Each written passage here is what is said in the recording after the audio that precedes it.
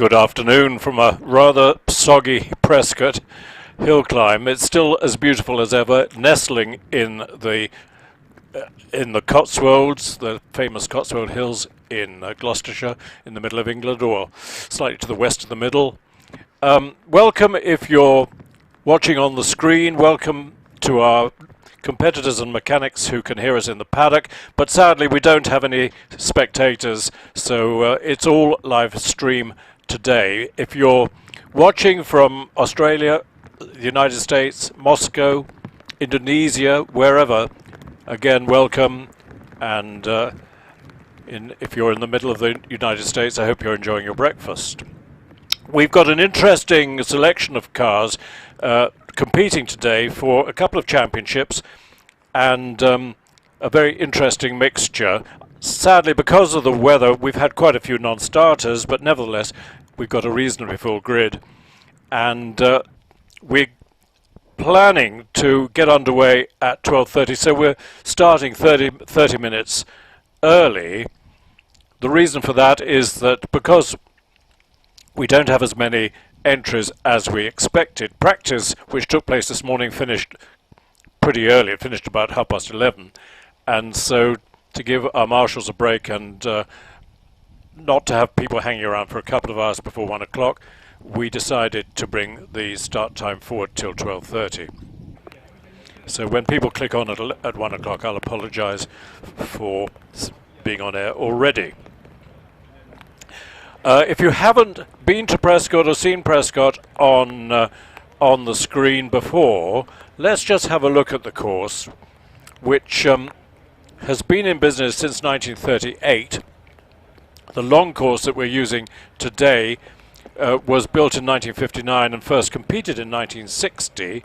And when we get there on screen, I'll explain that to you. But this is the start line. Cars come out of the paddock beyond the wooden hut on the right there on the screen. They come up to the pre-start line, which that gentleman is just walking across now, and which that lady is just walking across now, and that gives people an opportunity to spin their driven wheels, dry the tires as much as they can, and clean them. Then they come up to the start line, which you can see. They take off from the start line, and we have a timing screen at 64 feet. There it is. There's the beam across at 64 feet. And the significance of that for the three people in the world who don't know yet is that 2 seconds from start to 64 feet equates to 1 G, 1 force of gravity of acceleration. So it's pretty to have a 2-second start is pretty effective. Then the cars sweep under the bridge, which has been there since 1938, and have a sweeping left-hander which is called Orchard, which we'll have a closer look at when we set up the camera further up the hill. And out of sight beyond that tree on the left there is the right-hand hairpin, which is called Ettores, after, of course, the great Ettore Bugatti, who founded the Bugatti company. Prescott, of course, being the home of the Bugatti Owners Club in the UK. Cars have a slight downhill burst out of Ettores and then steeply-ish uphill into a left-hand hairpin called Pardon. And in the foreground here you can see the what we call the kitty litter, the gravel that if cars rather overdo it, they stop pretty rapidly in that stuff. And then they need manhandling out, of course. Then it's along the top, which is a sort of a swerve left, a swerve right, and then a slight burst into what we're looking at now on the screen, the notorious S's, which is a left, right, left. As you can see, you come in from the left of the screen. It's a left swerve, a right swerve, and then a sweeping left-hander, which we now call Rolt Corner. And I made a terrible mistake last time we were here by saying that celebrates Tony Rolt, who won them all, but of course it doesn't. It celebrates the famous engineer and writer Tom Rolt, who was one of the founders of the Vintage Sports Car Club, and also he was one of the guys who found Prescott and identified it as being perfect for hill climbing. So cars come out of Rolt Corner, head up towards the last corner on the track, which is the semicircle, which is 180 degrees right hand bend right round that corner with a bit of a drop off to the left. It's not vertical. It's people do go off there. I've been off there. It's not as frightening as you think. It's although it's a bit of a nuisance getting the car back up onto the hill. Then after the semicircle is a straight 100-yard dash to the finish. Record is 35.41 seconds, set by Sean Gould, who's here today, but Sean set that in September last year. And although we've had a couple of events here where Sean has been competing, because it's not a championship, they haven't been championship events, he hasn't felt the need to go completely flat out. So although he got pretty close to his own record, it hasn't been beaten this year. We've got 2 championships. In fact, we've got 3. The first is the Hennies Cider Classic Speed Championship, sponsored by Hennies, who are a traditional cider maker in Hereford. And I'll tell you a little bit more about them if we have a pause in the action. And that's divided into 3 classes: saloon cars, sports cars and racing cars. And it consists, I think, of about 13 rounds of hill climbs all over the country. And people score points based on their handicap time, and they score their best 5 scores from this year, of course, 8 events. So they can drop points. And we're starting this afternoon's action with the saloon car class in the Hennies Cider Classic Speed Championship. And we've got a good entry in the saloons, an even larger entry in the sports cars, and about 1, 2, 3, 4, 5, about 8 cars competing in the racing car class. All of which, of course, are pretty interesting cars, so there's plenty to talk about. We're due to kick off at 12:30. Cars are lining up, I can see, at the exit to the paddock, so very soon we'll be in action.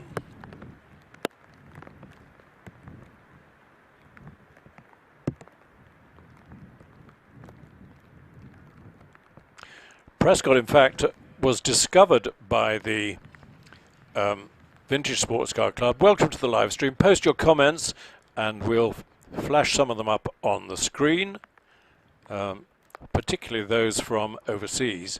The Vintage Sports Car Club found the estate here that was for sale and identified the drive up to the big house at the top as the perfect hill climb venue, and said let's buy it. But then they realized they actually couldn't afford it, so they spoke nicely to the Bugatti Owners Club, and the Bugatti Owners Club, who were at the time pretty flush in funds, bought the estate, and fairly rapidly, this was in 1937, pretty rapidly by August 1938, the drive had been tarmacked and the first event took place in August 1938. If we go back and have a look at the view from Pardon, there it is, you can see the difference between the short course and the long course. Originally, cars came round from the left of your screen there and immediately turned sharp right and up to Pardon. In other words, the loop up to Etores didn't exist in those days. That was, as I said, constructed in 1959 and really brought a completely different perspective to Prescott, because of course the speeds down from Etores and up to Pardon were immediately much faster.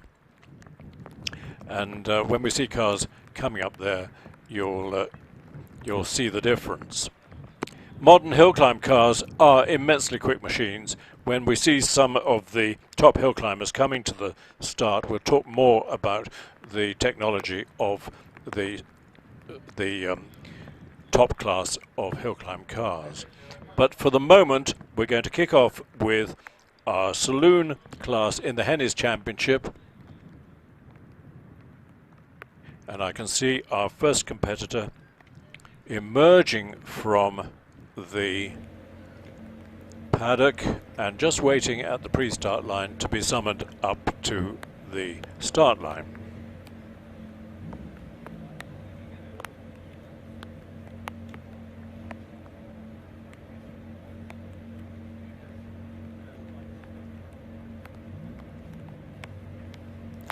I think actually it's a competitor having a practice run, maybe a late comer, because I think it's Jeff Hall in the MGF, but we'll confirm that pretty soon.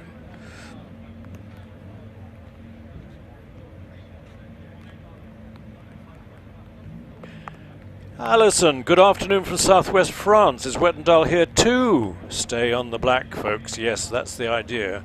Black is better than green. And here comes our first car to the start line. It is indeed the MGF in the hands of Jeff Hall. Mid-engined. Great success, the MGF, for the British Leyland Company. Sadly, they closed the big factory in Birmingham, and for a while the successor to the MGF, the MGTF, was built in China and exported to this country in knockdown form, and then reassembled at Longbridge near Birmingham. But that didn't last long.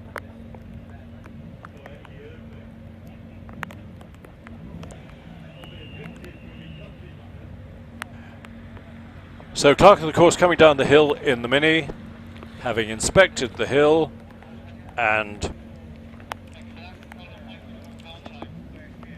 pretty soon Jeff will be able to take off.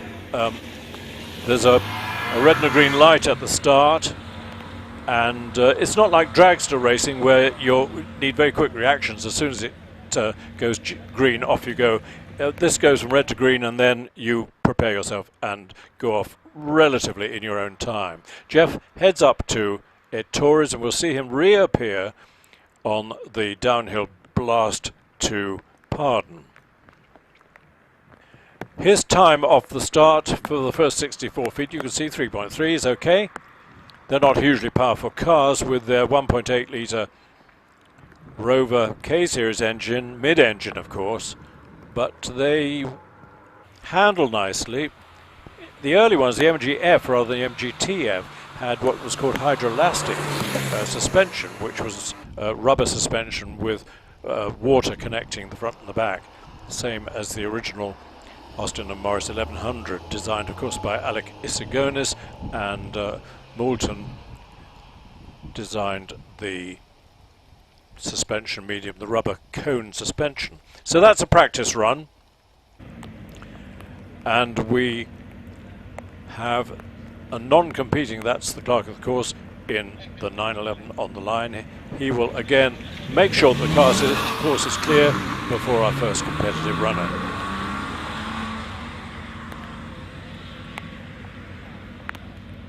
Jeff has finished his practice run in 75.68.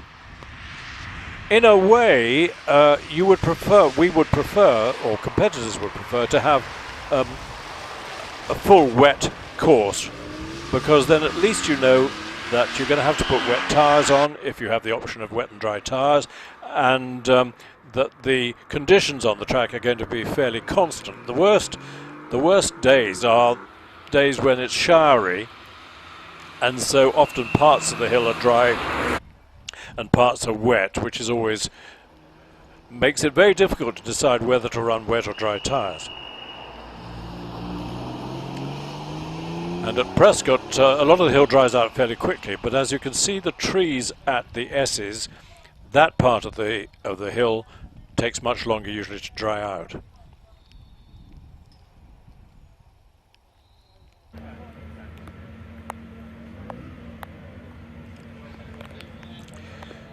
Cars in the Hennies Championship, of course, times are against their handicap, and the handicap is usually based on their previous personal best time. We've got Simon Braithwaite coming to the line, taking the opportunity to really spin the rear wheels of this Ford Escort RS 1600, the exotic version of the early Mark I Escort, famous as a rally car in the hands of people like Roger Clark. And Simon is lying third in the championship at the moment with a total of 34 points. Leading the class is Matt Clark in the Mini, who's got 40 points, so it's all to play for.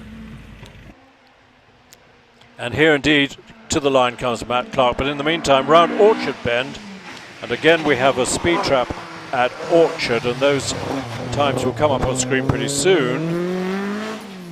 But in the meantime you can see the downhill burst from Ettores. Fairly early braking, of course, on the wet track for Pardon Hairpin. Simon 3.51 off the start with lots of wheel spin. It's not easy to get these cars off the start. Now into the S's. Round Rolt corner and off to the semicircle.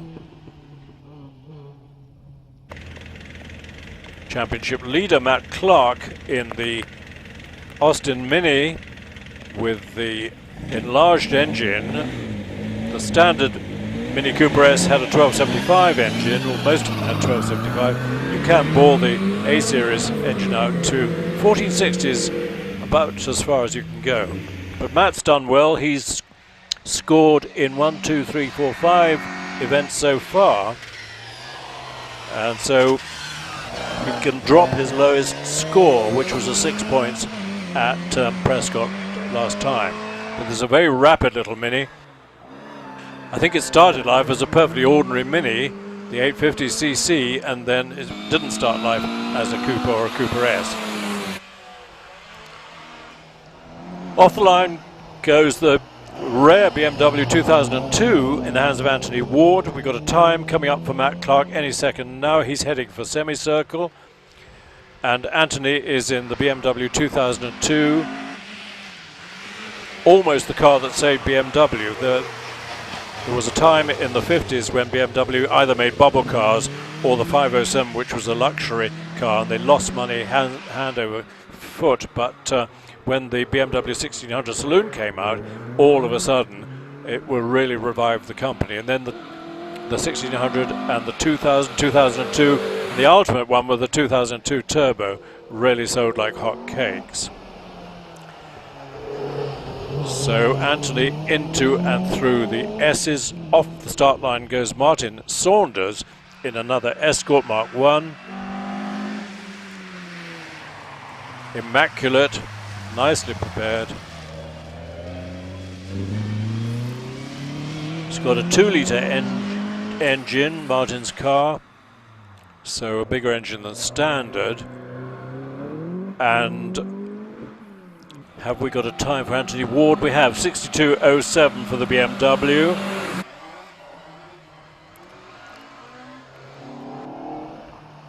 Here comes Martin Saunders through the S's. Andrew Carney in the Little Hillman Imper's gone. He's heading round Orchard now, and he's heading quickly round Orchard. 52 is quicker than the Escort. Hillman Imp was a really interesting project on the behalf of the Roots Group, trying to compete with the Mini, but handicapped by government decree which said the car needed to be built up in Scotland, and so there was endless trains running from the Coventry up and back to Scotland and back, taking parts up to the factory up there, which made it very difficult for the Roots Group to make any money out of the car. And the poor old Imp also suffered from a reputation for unreliability to begin with, so it was handicapped from the start. But it makes a fun competition car with its little Coventry Climax based engine in the boot. 59.96, another Mini. Andy Clark, who I've got down as a non-starter, but the good news is here he is in another Austin Mini in the works colours, dark green with those white stripes. We remember the wonderful saloon car battles in the British Saloon Car Championship by the Mini Cooper S's in works colours duffing up the Jaguar Mark IIs and things like that. Time for Andrew Carney, 59.96 in the Imp. This is an interesting car. This is Philip Stader, who's one of the organisers of the championship, in a very early Hillman Hunter. It's not an Alfa Romeo Berlina, as you can see, and normally Philip competes in the Alfa Romeo, but he decided to leave that at home and bring out the Hillman because it's got a heater, which means that the windscreen doesn't steam up so much. So our fastest time so far, I think, in the saloon car class was a 55.03 by Matt Clark, which secures at the moment his position heading the field. This is number 44, which should be a Lotus Elan, but it isn't, it's a Mini. It's in the hands of Stephen Akers.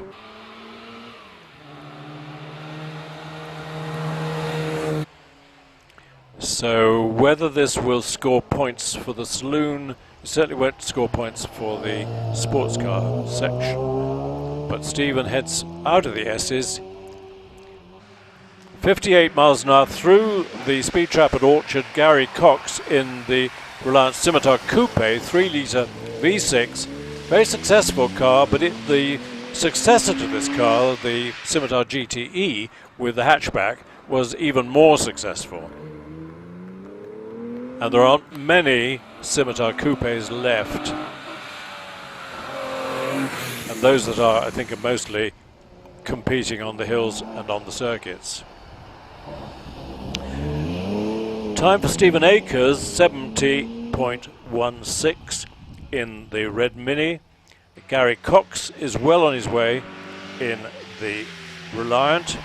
And here's Charles Bolton in this much modified and very rapid MGB that he has competed with for a long, long time.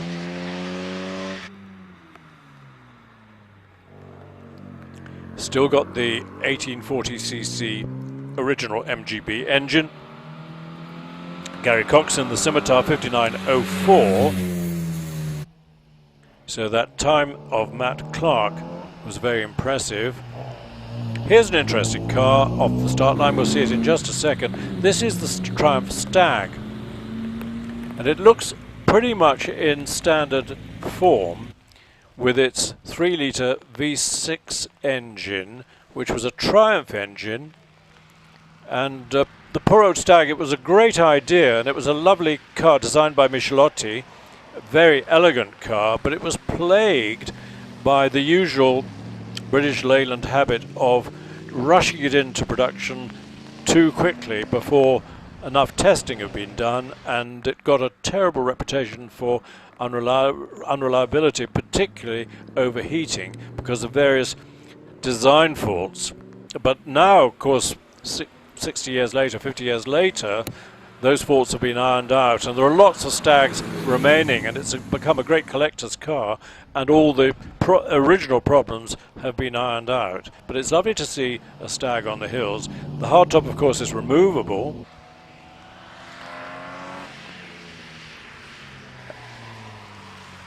And this is Ted Elwes in his familiar and beautifully prepared always MGA. It's slightly non-standard in that the 1600 engine has been replaced by an MGB 2-litre engine. We've got a time for the Stag of 81.56, which for an absolutely standard car is okay. Here's Ted in the S's. And he's followed by a very fast car. This is Richard Jones in the 3-litre Porsche 911. Let's see what speed he does through Orchard. He'll be appearing in just a second. You could see it's raining. Not exactly cats and dogs, but cats anyway. 53 round Orchard. plenty of traction from the flat six engine behind the rear wheels. This is a replica of the 3-litre Carrera RS, but it's a rapid car.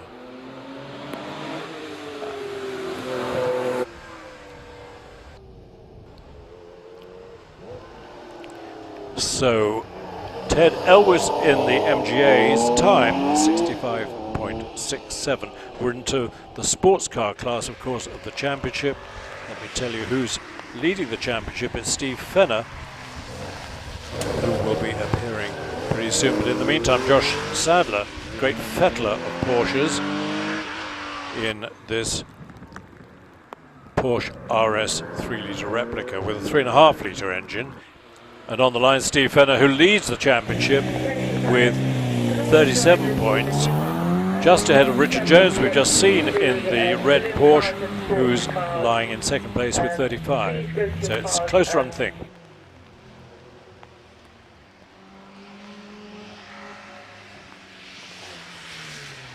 Here's Steve Fenner in this rapid MGB, left-hand drive. It's been brought back from California maybe.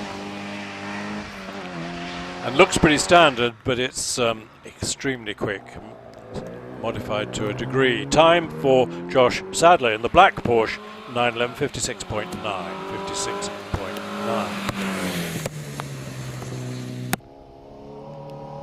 And we've got another Scimitar Coupe on the start line. We'll see that in a minute, but let's just watch Steve disappearing up to the semicircle, and we'll pick up his time in just a second. Ian Steinberg takes off in another Scimitar Coupe. Got 3 of them here today. Probably a good percentage of the surviving cars. 49 round Orchard. I like the Panama hat on the back shelf, just in case we have blazing sunshine.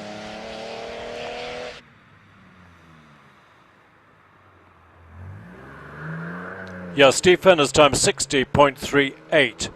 What I don't have is his handicap, so I can't tell you. But it won't be anywhere near his handicap, of course, because his PB will have been done on a dry course. Ian Steinburn in the Scimitar rounds S's. Terence Cox, similar speed through bridge, 48 and 49. Interesting and very attractive colour for the Terence Cox Coupe. Ian Steinburn has finished with a 63.31, some 3 seconds slower than Steve Fenner. But our quickest run in the sports car so far is Richard Jones in the red Porsche.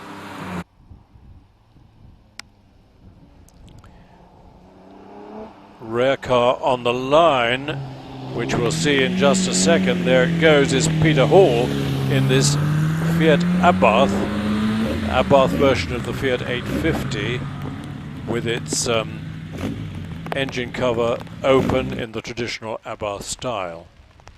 Terence Cox has finished in the khaki coloured coupe in 65.72.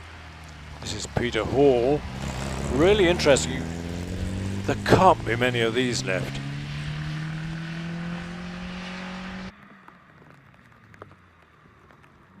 And he's the last runner in the sports car section. And on the line is our first runner in the racing cars. It's Peter Thurston in the Mallock Mark IV.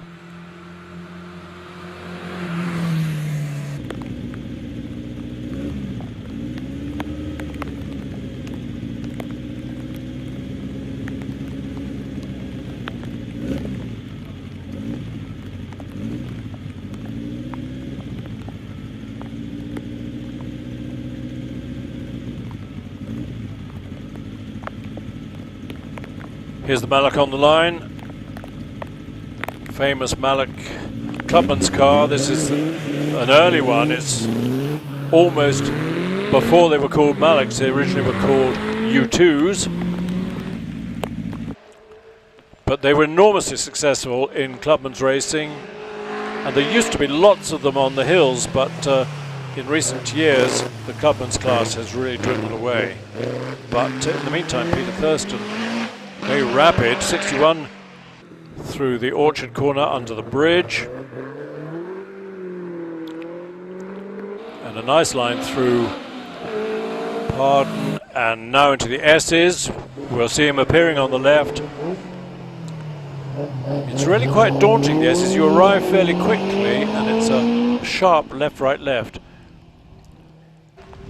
Disappears and makes way for Phil Fisher in a slightly younger Mallock, Mark 11. All the Clubman's class of Mallocks had the 1700 Ford pushrod engine. Peter Thurston's recorded 53.4, which I think by some margin is our fastest time so far today.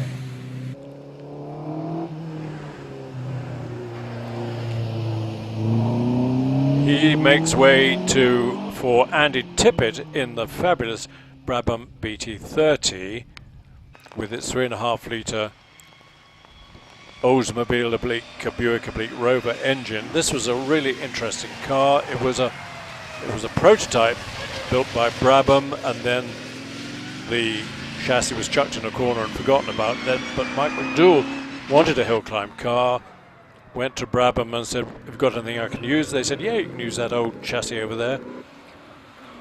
And one of the really interesting things about this chassis was, I don't know if you remember the notorious Spanish Grand Prix where the very high aerofoil wings were introduced on the ends of long sticks. They were very quickly banned because they were so dangerous. But this car has the holes in the uprights of the front suspension where the wishbones connect to the chassis, in which those sticks were inserted. We've got some times. Andy Tippett, 60.51.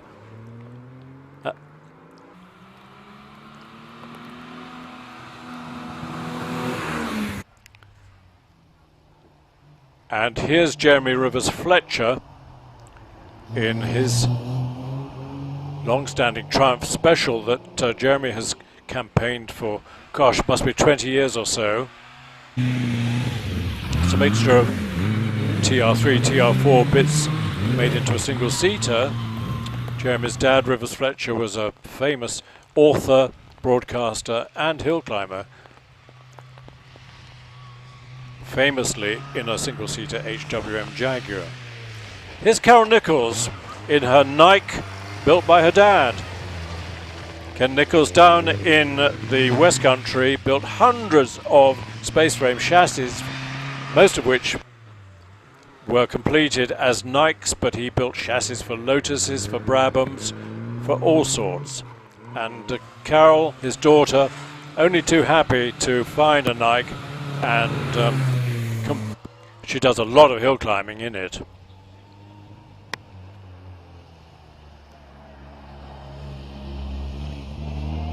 She's on her way up to the semicircle and is followed by Mike Bainbridge in the Ensign, built in the Midlands by Mo Nunn.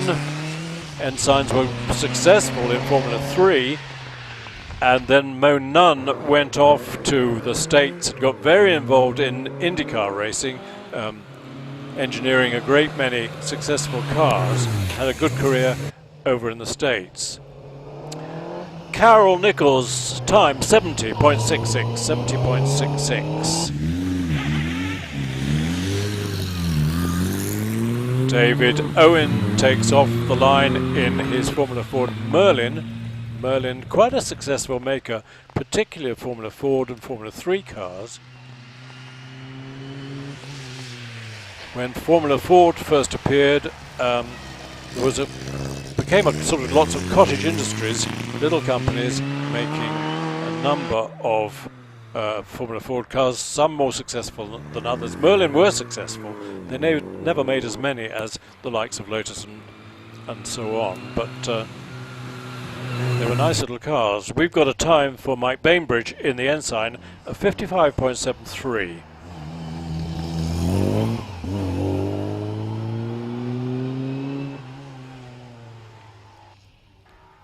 Our last runner in the racing car class is Les Buck in the Pringett Mistral, made by Mr. Pringle and Mr. Corbett, and they made 7 of these cars, again for Formula Ford. And I think there are 2 or 3 survivors. I believe this is the only one that survives in England. I know there's one in Germany. But Les Buck won this championship last year.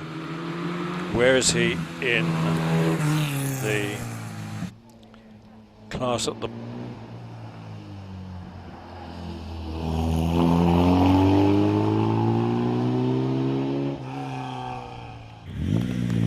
Yeah, Les is in second place in the racing cars section. In the meantime, we've got Sam Wilimowski kicking off the New Barn Interclub License Speed Championship.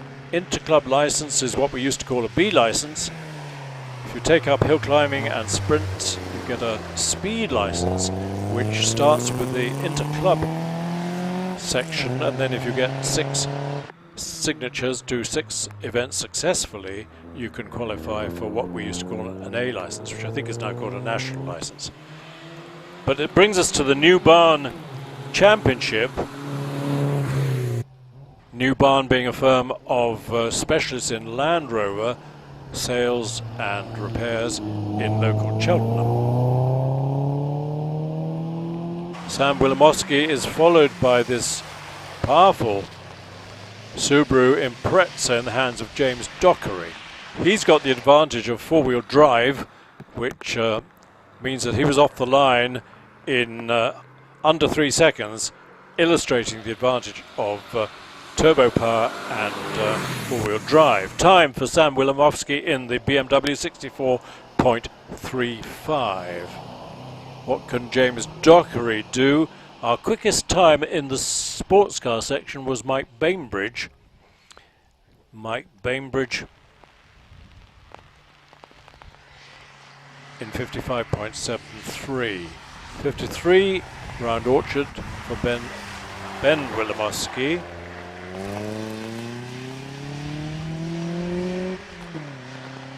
I'm not sure if Sam and Ben are brothers, but they're both in nice BMWs.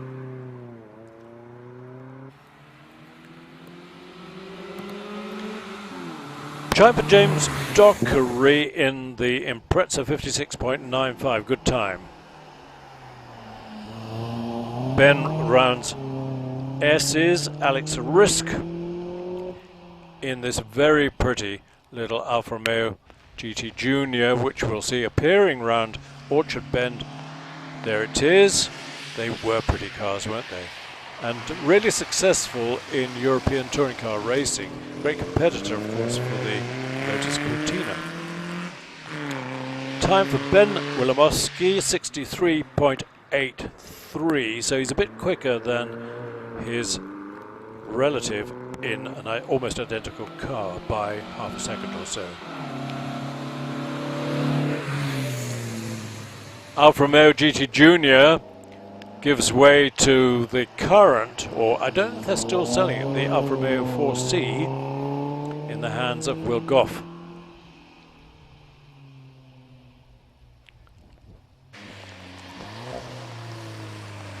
All carbon fibre, mid-engine, 1.8 litre Alfa Romeo engine. Nice cars.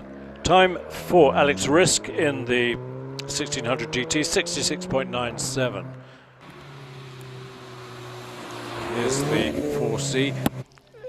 Alfa Romeo, in their wisdom, handicapped themselves by the front suspension geometry of the car when it appeared, and the result was awful criticism in all the road tests of the car, as saying it, it dived down the camber all the time and was quite tiring to drive.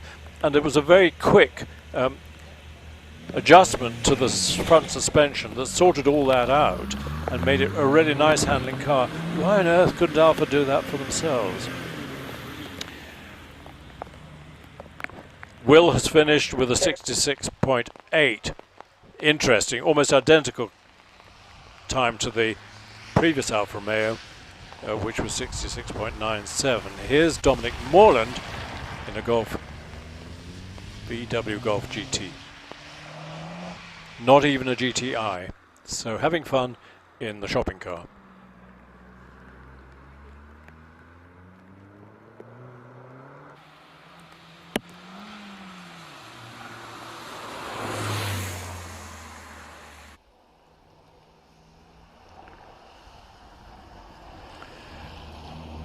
So in a second we'll see the leader of this championship. This is the New Barn Championship, which is Paul Renison in this Porsche 944.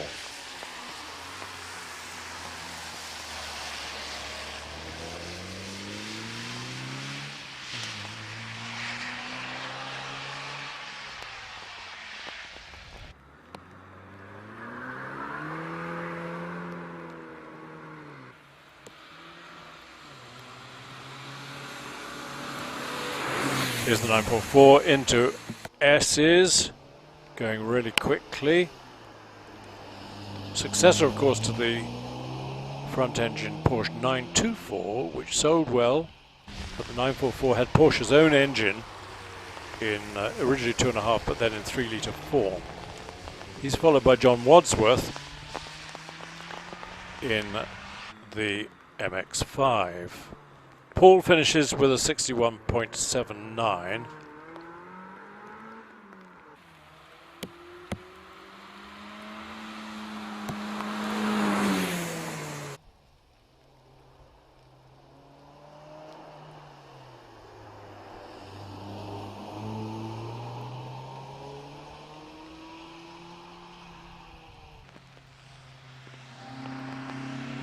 And here's Simon Firth Bernard in this very attractive Sunbeam Alpine.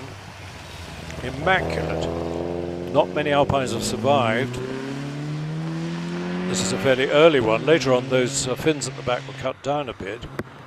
But the Alpine was never really regarded as an out-and-out sports car. It was always regarded as a nice touring car, and sold like hotcakes, particularly in the States.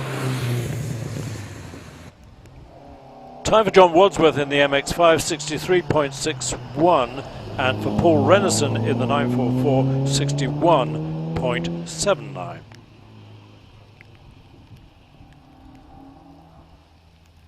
Where's the Alpine? Disappeared, I think. Who have we got now? We've got John Brunner in the pretty little Ginetta G20. And we've got a time for the Sunbeam Alpine of Simon Firth Bernard, 67.46. Here's the little Ginetta. G20 built in the days that when Walklett Brothers ran Ginetta. Since then, Ginetta has become much bigger, much more powerful, and producing a huge number of cars for various classes of Ginetta racing, right up to, I think, LMP2 Le Mans.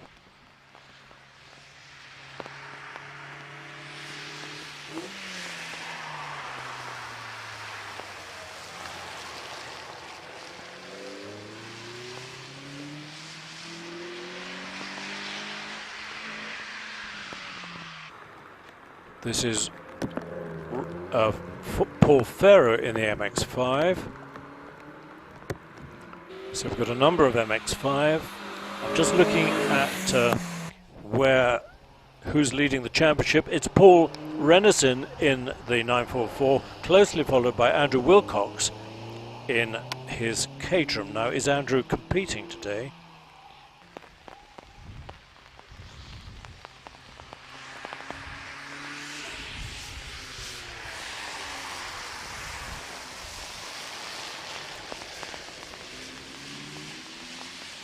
I don't think he is.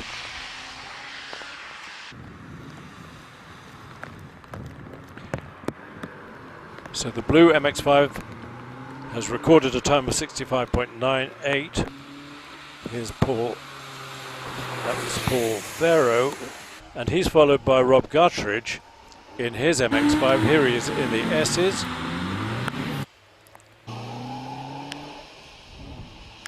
and he's being chased by J. Allen McFarlane in the lovely and very powerful 3.4 litre flat six engine Porsche Cayman.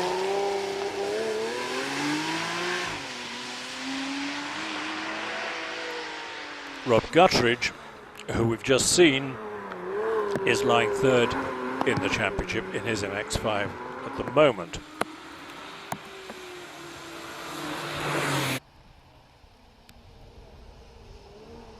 So the Cayman appears in the S's as Steve Cooper takes off in the turbocharged Porsche 924. We were talking about 924s. We'll have a look at him in a second or two.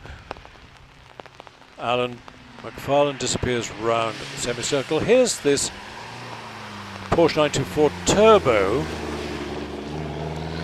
which was a very rare version of the 924 and quite powerful. Derek Bell raced one of these at Le Mans one year.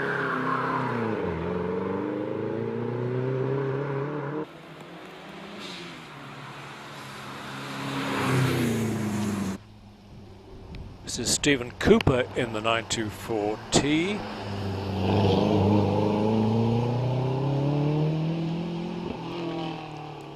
And he's followed by another MX-5, the silver one of Steve Perry.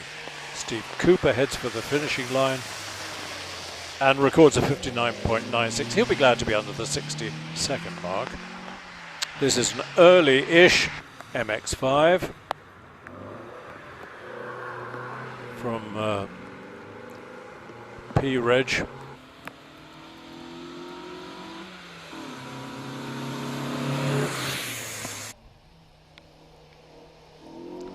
I think the MX-5 was first sold in this country in 1989, so this will be from the mid-90s.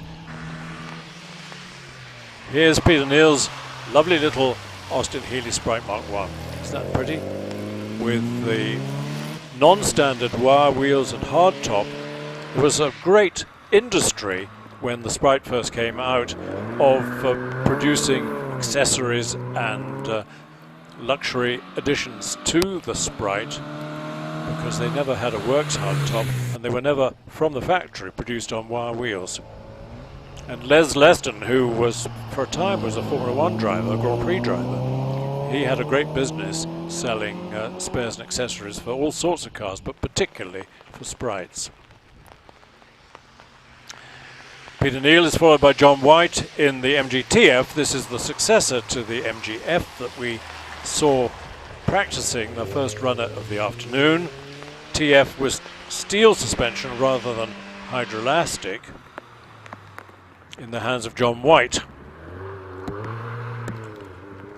And MGFs, if you can find a nice one, they're not 10 a penny because there are not many left, but if you can find a nice one, it's a fun way to go hill climbing and even racing, because they're not expensive.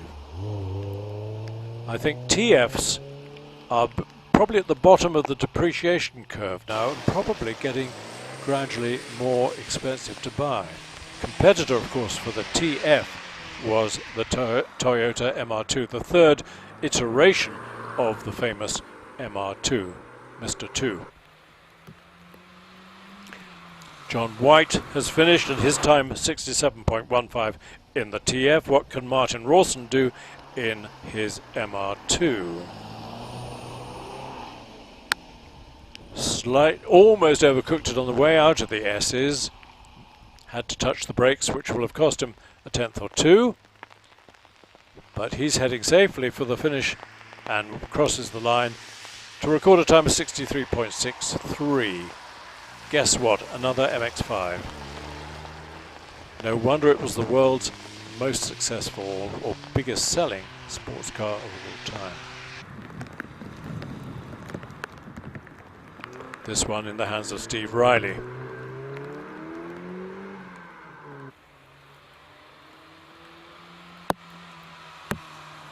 As you can see from the wipers, everybody's wipers going, it's still raining at Prescott. If you've recently joined us, because we did publicise our live stream as starting at 1 o'clock. We actually started at 12:30, but if you've just joined us, you're very welcome. Time for Martin Rawson, 63.63 in the MR2.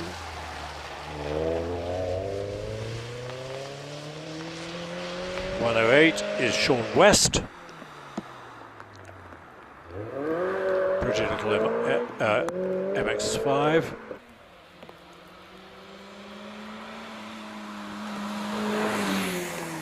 And on the line we've got Andrew Wilcox in the Caterham, who is lying second in the championship at the moment. He's 9 points behind Paul Rennison in the 944. But he, 1, 2, 3, 4, he has got one score to drop, whereas Paul has got a couple of scores to drop. Remember, it's the best 5 results from 9 rounds.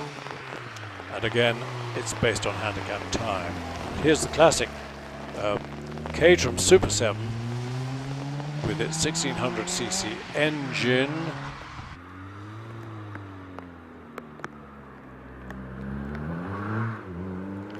Caterham, of course, took over the manufacture of the Lotus 7 from Colin Chapman, established themselves in at Caterham itself, which was south of London, and are still making these cars.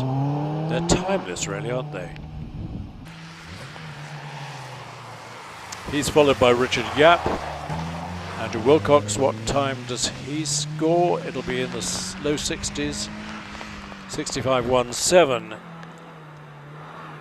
Richard Yap, we've seeing round Pardon and into the S's in this Renault Clio Cup. 2 litre, great hot hatch, one of the favourite hot hatches on the market in the last few years. 172, they gradually got more powerful, the 172, then it was the 182, and then I don't know what it peaked out at, the 19 something or other. But here's an interesting car. This is Tom Mogirossi in the Renault Twingo, second version of the Twingo, not the rear engine one, this is the front engine one, resplendent in Alpine colour scheme.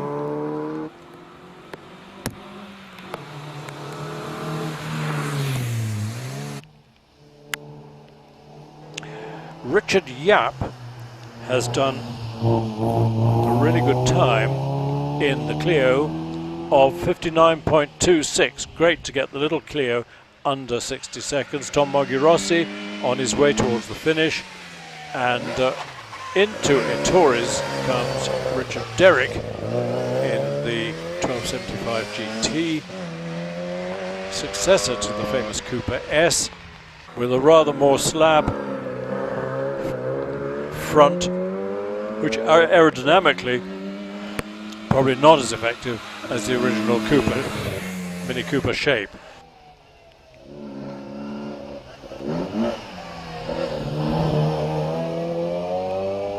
But he's going well. Can he get it under 60 seconds? Probably not quite, but he's stomping on, and doing so as well is Mark Maynard in this very rapid little Hillman M. Swing axle front suspension. You can see the front inside wheel tucking under a bit in the bends. And the way to make a standard imp handle well was to put a bag of concrete in the boot at the front. Richard Derrick didn't quite make it under 60 seconds, 61.37. A good time, nevertheless, in the Morris Mini 1275 GT. Imp nears the top of the hill. David West on his way in the Peugeot 106 GTI. Rapid little car.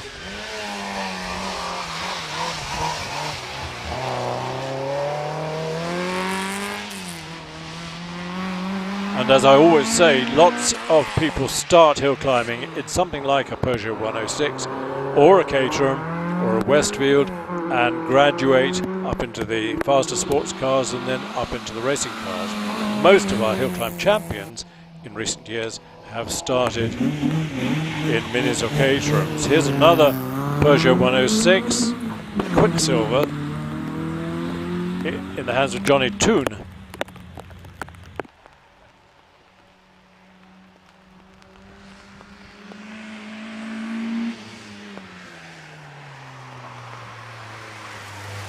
David West has finished with a 61.8. It's a close run thing because Mark Maynard is in the 50s with a 58.4, and he was in that very rapid Hillman Imp, so he's one of the fastest in this section of the New Barn Championship.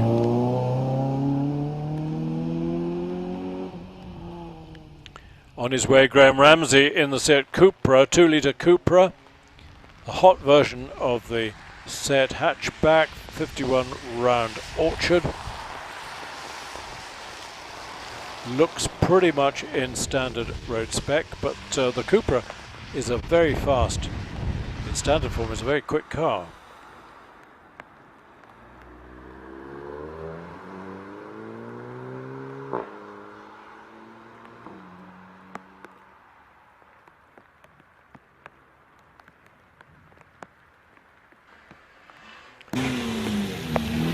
Pete Fletcher entered his 4.5-litre Triumph TR7 V8, but has decided that maybe the little Seat Abarth would be a more sensible steed under these conditions. And it's nice to see the rinky-dink little cars, very rapid with their 1.4-litre turbocharged engine in the front. It's not rear-engined like the Abarth 850 that we saw earlier.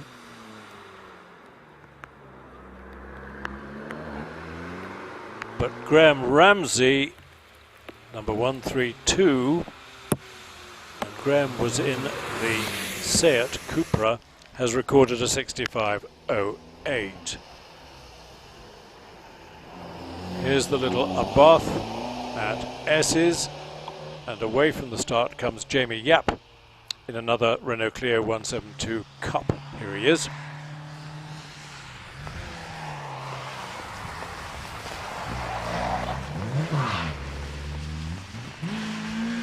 That's almost traditional French racing blue.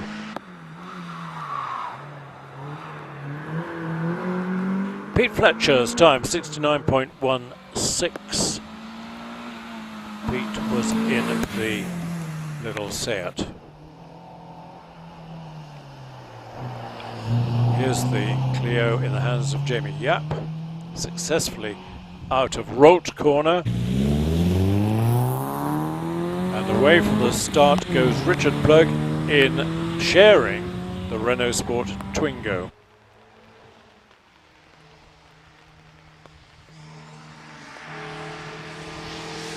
We saw this car just now in the hands of Tom Mongerossi.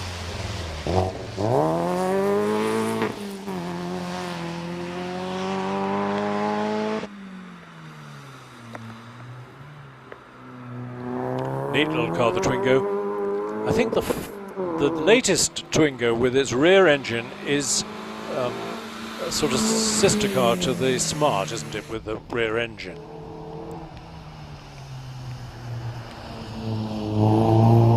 Richard is followed by Peter Knights, who should be here in a fearsome 3-litre Rover Metro 6R4, but instead has brought his Mercedes SLK 350, which again is a fairly rare car because it's got the 3.5-litre V6 engine, but with a manual gearbox. He's had it for a long time. It's got 140,000 miles on the clock, so it's nicely run in, and he's warm and dry and safe, and probably got the radio going as well.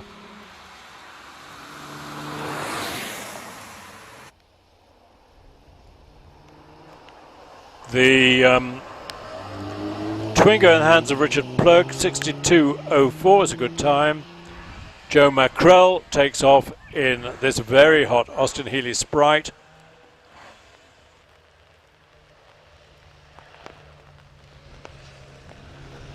Again, the Frog Eye Mark 1 Sprite, bravely without a windscreen, but with a sensible rollover bar. Doesn't do anything for the looks of the car, but does a lot for the safety of the driver. And Joe is a highly experienced hill climber. Much modified Mark 1 Sprite, lowered suspension, engine, not the traditional 1 litre of the original Sprite, but the A-series engine bored out to 1380, as is the second Frog Eye Sprite, Ryan Ema, which we'll see in a second, is following, and in fact is 10 miles an hour faster around Orchard than Joe. So this is a rapid car. Touch of opposite lock as the power goes down out of Ettores.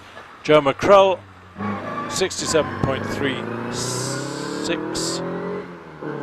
67.36 in the previous Sprite.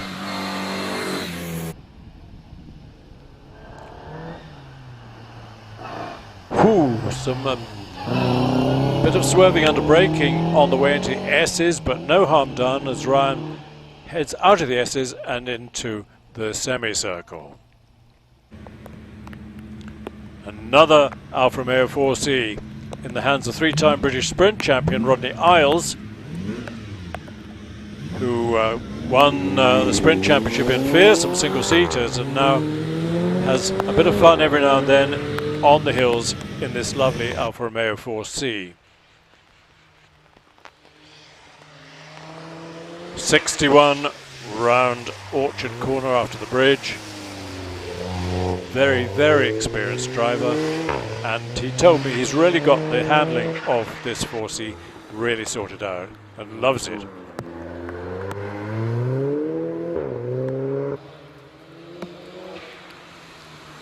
Ryan Ema, 63.25 in the second of the Frog Eyes.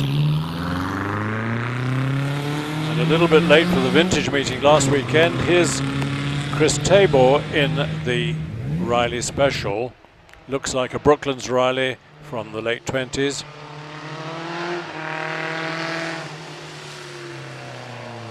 Very neat, attractive front end design, and going extremely well. Rodney Isles in the 4C, 55.25. That's a really good time.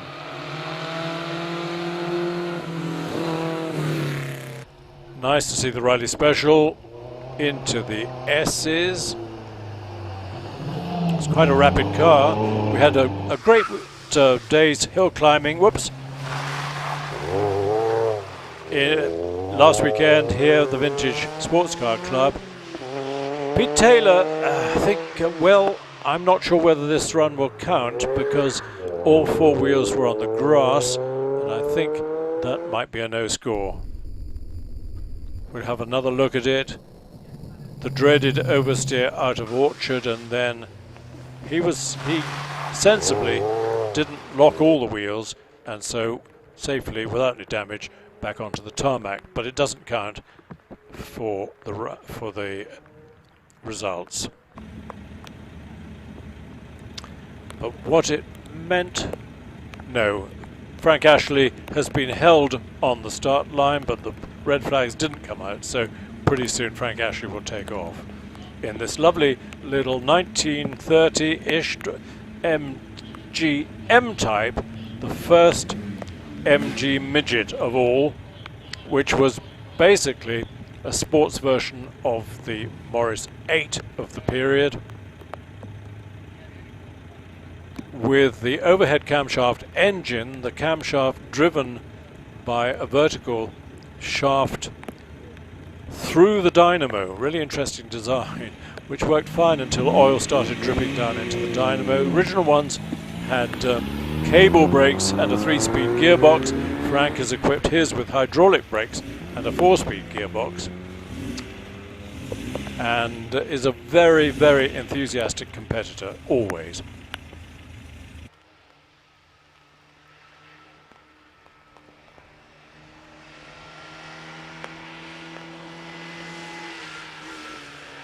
The pointed tail body of the M-Type was fabric on a wooden frame, and then the successor to the M-Type, the J2, had an all-metal body and was the first MG with the slab tank at the back, which became the style for all MG midgets right up to the TF of the mid-50s. Talking of which, we've got Dave Morris in the TC, the just post-war MG midget off the line. We'll see Frank Ashley's score in just a second, but here's the TC, much modified, but hugely popular little MG sports car, particularly sold well in the States.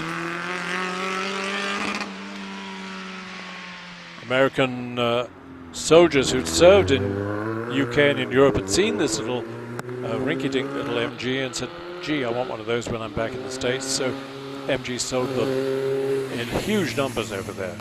They really started up the European sports car scene in the United States.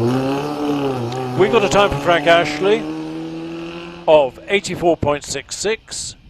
Dave Morris in the TC is heading for the finish. Maxwell Brierley Jones sharing the little Abarth. He was expecting to share the V8 powered TR7, but he's warm and comfortable in the Abarth.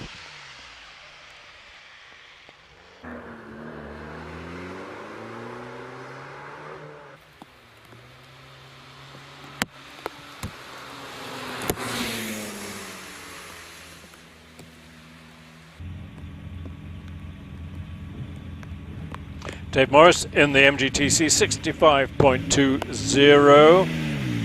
Maxwell Brierley Jones in the Abarth has nearly finished. Meanwhile, Tom Robinson in this very standard looking Porsche 911 3-litre Carrera away and under the bridge.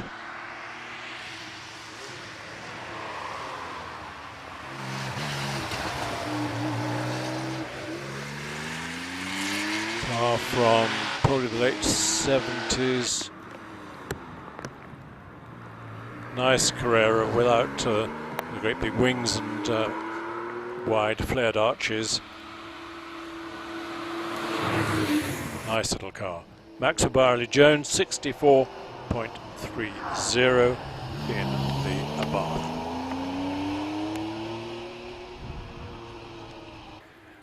And just leaving the line is the car that we saw first on the screen this afternoon, Jeff Hall in the MGF. He was having his second practice run. And this is his first competitive run. 41 into Orchard. Sterling Moss used to describe Orchard Corner at Prescott as one of his favourite bends in the whole wide world. And it's quite a daunting corner, and on a dry track, the likes of Alex Summers, Sean Gould, who we'll see pretty soon, having gone 105, 110 under the bridge, are going extremely quickly round Orchard. Jeff Hall in the MGF heads for the finish. This is the really interesting little Morgan Series 1. Really early four-wheel Morgan. Up to that time, they were all three-wheelers. And the Morgan like this competed pre-war at Le Mans with quite a lot of success. A lot of them had the early pre-war Coventry Climax engine, nothing much to do with the later Coventry Climax engine that powered so many cars up to Formula One. Now, what about this? If you want a challenge, is to drive a Can-Am car up a wet Prescott. This is Rupert Marks in the M12, lovely 5.7 litre McLaren in traditional McLaren orange colours. There's plenty of power there. Rupert used to drive this car on the road from his home in Essex to Prescott and Chelsea and places like that. but today I think wisely he's brought it on a trailer. I don't think this car, I'm not sure what its race history was. Possibly it always was a hill climb car. George Proudfoot in the little Morgan 69.41, good time for that car. Rupert Marks has finished in the McLaren 57.13. On his way, John Harding in this lovely E-Type Jaguar. I think this is called a Series 1.5 when the headlights were no longer faired in and had that big bumper on the front. But you can see why Enzo Ferrari described the E-Type as the most beautiful car of all time.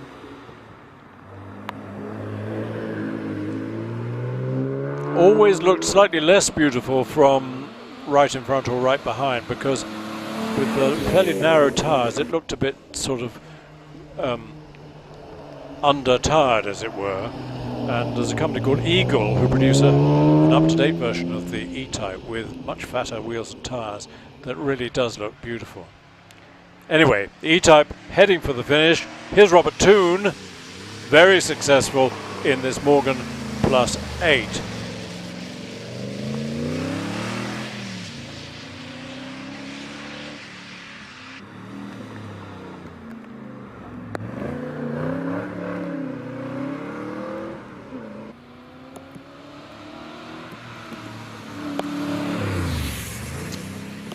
He won his class at Wiscombe Park last weekend.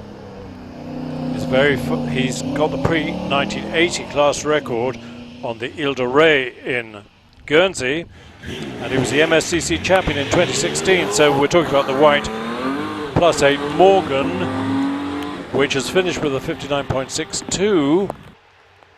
But here's a very fierce Porsche, the 911 RSR, in the hands of Paul Howells. 3.8 litres, look at that huge wing on the back. This is a serious car. Now, can Paul get it under the 60-second mark and into the mid-50s? We'll see very shortly.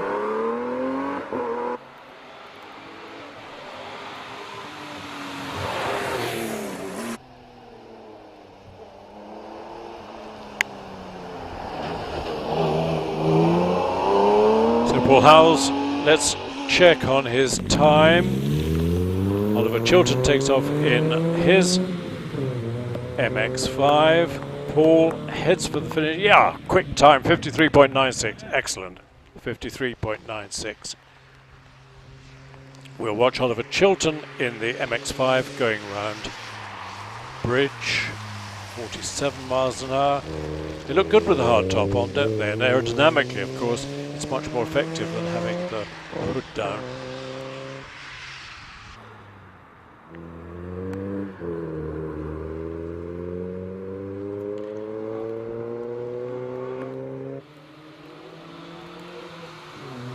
What more is there to say about the MX-5? Often the first version of a car ends up as being the favorite because it's light and simple, but actually the MX-5 has progressively got better and better. But here's the Mark 1 Elise, for many people the prettier of the two body shapes for the Elise. This is a very early one. Austin Weltman's had this for donkey's years, and always quick, beautifully driven, beautifully prepared. They're such nice cars to drive, light, nimble little cars.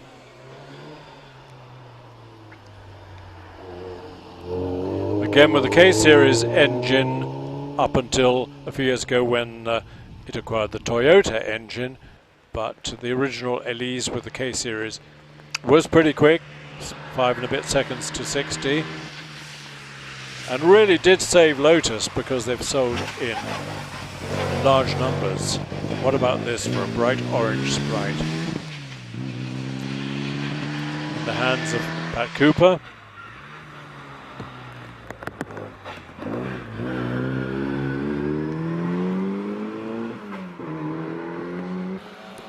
And much modified.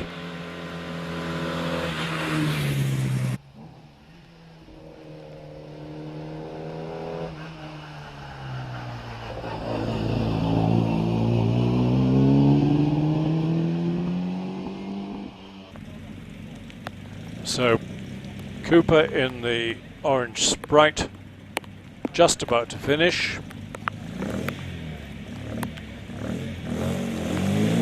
Meanwhile, Ken Williamson sharing the MGA with Ted Elwes. And the time for the orange Sprite, 70.74, 70.74.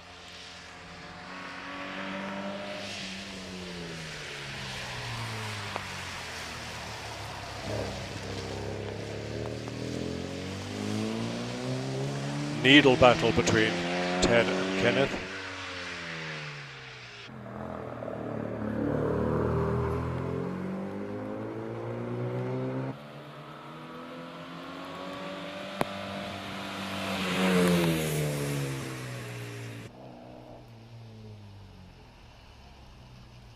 Oh, it's embarrassing. The driver's door came open on the way into the S's, so Kenneth quickly closes that, but I think it cost him a certain amount of time and a few heartbeats as well. Last of our Sprites, I think, in the hands of... No, it's not. We've got one more to come. In the hands of Robin Johnson. Kenneth, 67.82 after a fairly adventurous run. Here's Robin Johnson sharing this car with Joe Mackrell.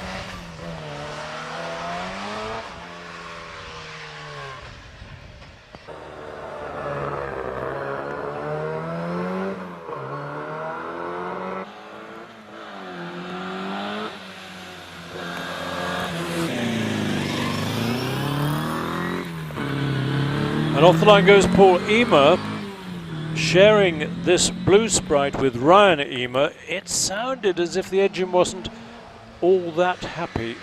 Sounded on about 3.5 cylinders, but maybe that's just a characteristic of this particular car. Certainly going okay. In fact, it's going well, 55 around Orchard Bend. Meanwhile, Robin Johnson in the yellow one, 64.90.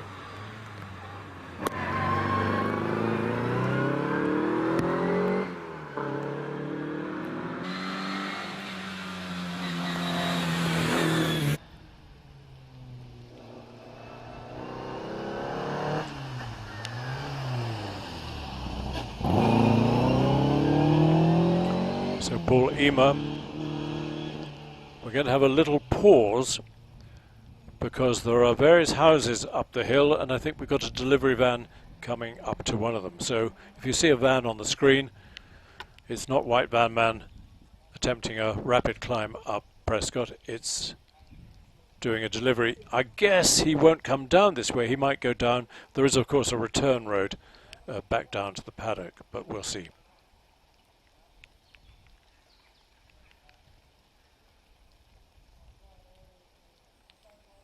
Time for Paul Emer, 63.47. Mike Henney, nice to hear from Mike, who sponsors the championship. Good to see everyone in the classic class safely to the top.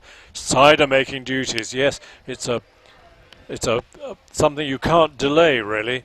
Making cider, it's a fairly short season. I think they're struggling. Well held Peter Taylor, yeah, indeed. No damage at all. One more runner is John Tewson sharing the orange Sprite.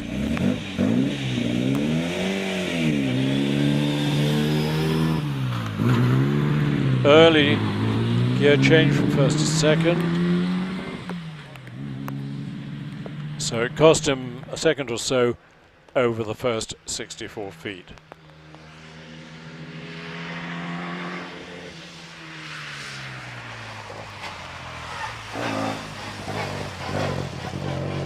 Again, a very non-standard hardtop.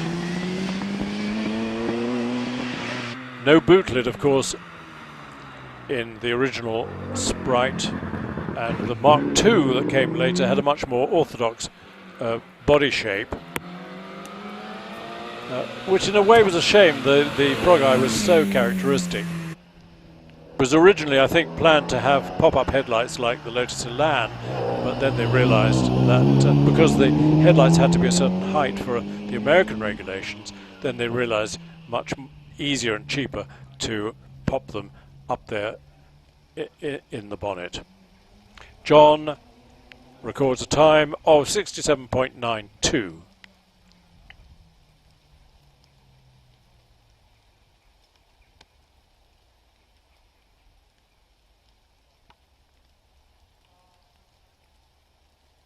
Slight pause, but don't go away, because we've got the racing cars to come, and we've got maybe the climax of the meeting, the battle between Sean Gould, our record holder here in the fabulous GR59, and Alex Summers in the DJ Firestorm.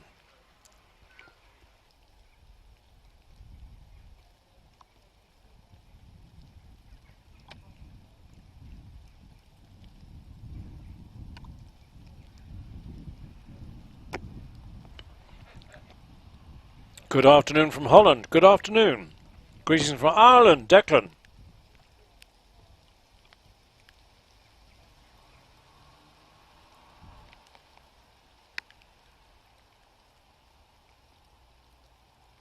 Alan Rhodes. Afternoon all. Stay safe, marshals, and enjoy the day. Thank you, Alan. We are enjoying it despite the fairly gloomy conditions. Eric Humphreys, hello and many thanks from Portugal. Dry here presently. Well, we envy you. And a nice picture of a racing car either under construction or under destruction. What a way to spend a Saturday night. Fantastic. Good evening from Melbourne. Ben Gearing. Good evening, Ben. I hope you're not in lockdown. I think things are gradually easing up a bit in Melbourne. Rich Claridge just queued at the fridge for a pint of Prescott ale to wash down my burger with onions. All very well for some. Having propped the sofa up on a slant, it feels like I'm sitting on the hill. Well, we'll all get our Prescott ale a bit later on.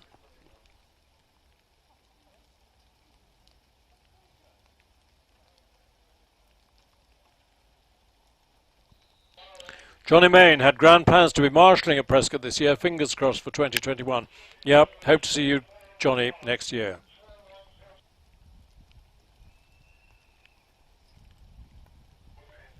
Dave Wickham, great camera placements. Yes, well done. Rich Danby, love the low-down camera at halfway.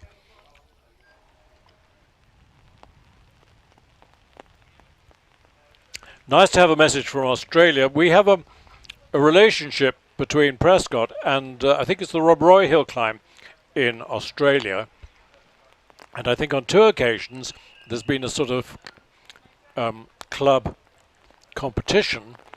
People from Rob Roy have come over here, borrowed I think a Morgan, and competed against half a dozen Bugatti Owners Club members, and it's a great relationship. And I think Australian hill climbs are the nearest thing we've got to similar to the UK, whereas the hill climbs on mainland Europe, in Italy, Germany, France, tend to be rather different, much longer, up a mountain pass, some of them 10 kilometers or so, whereas ours are mostly about 1 kilometer. And for competitors, that's great. It's wonderful to blast your way all the way up a mountain pass, and they tend to be very fast as well because they're using public roads, which we're not really allowed to do in this country.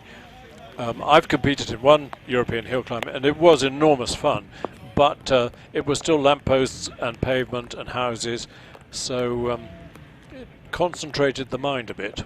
That was down in the south of Belgium.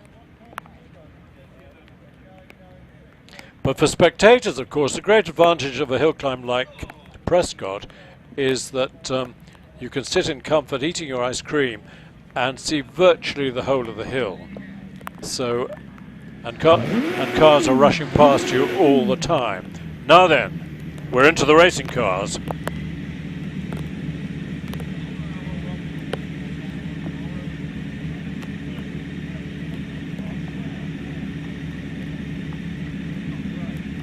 And on the line is Matthew Ryder in the fantastic Empire Wraith with its very advanced aerodynamics. Beautiful car with masses of downforce. This one with the 1600, which is the enlarged bike engine, enlarged Hayabusa in the back.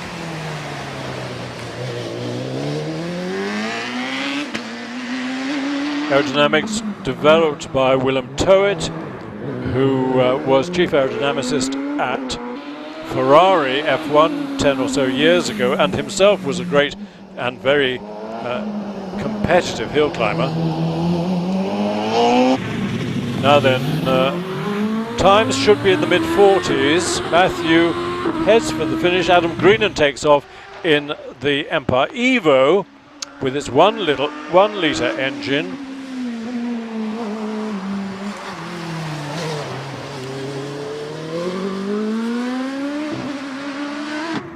And we've got a time for Matthew Ryder. I said mid-40s, 45.49. 45.49. Now Adam Greenan, he'll be showing with his brother. But here he comes. While Kevin Craven in the Swallow DR14 with the 2 litre engine takes off from the start. Let's keep an eye on Adam Greenan's time. Time for Matthew Ryder was 45.49. Time for Adam, 50.19. Here's the Swallow. Looks to be in Formula 3 specification.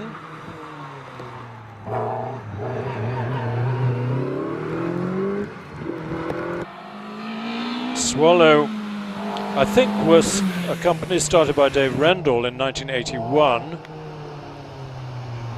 But it's an elegant little car with its 2 litre, don't think it's a Vauxhall. Richard Alexander on the line with the Force PC, 1300 Hayabusa engine, and the Swallow's time was 56.29. Richard Alexander in the Force PC.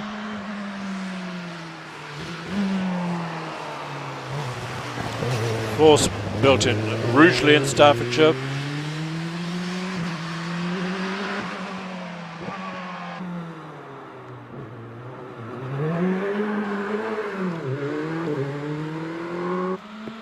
He heads for the S's. Here he comes. Hard on the brakes into the S's.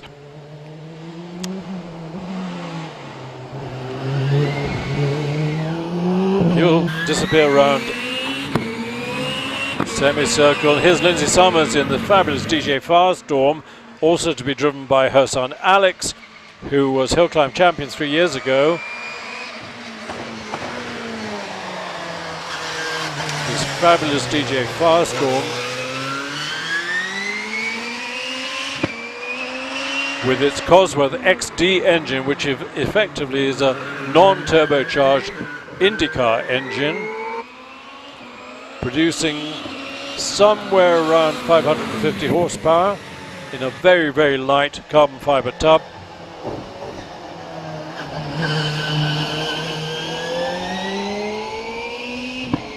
I don't think Lindsay will threaten the ladies' record here today, but safely up into semicircle.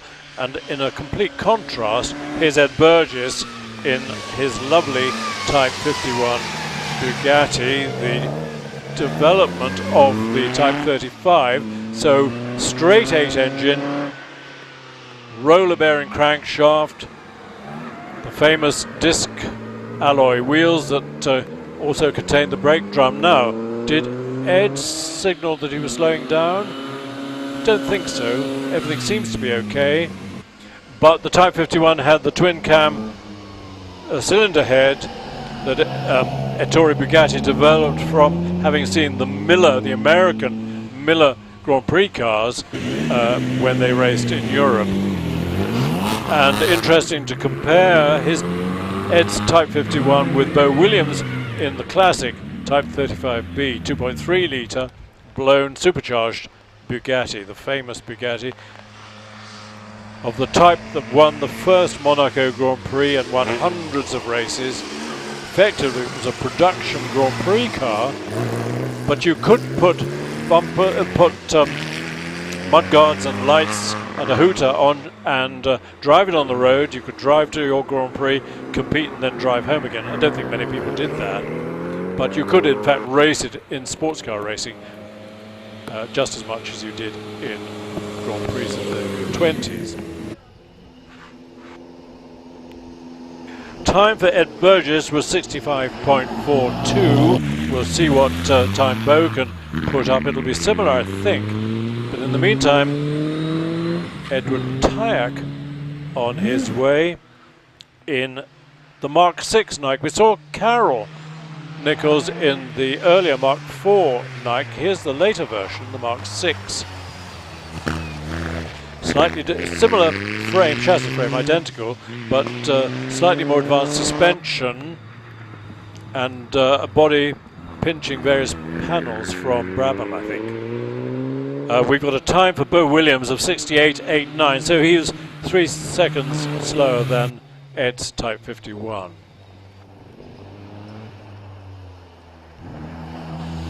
So the Nike heads for the finish, and on his way is Pete Tatham in the OMS, built by Steve Owen up in Yorkshire.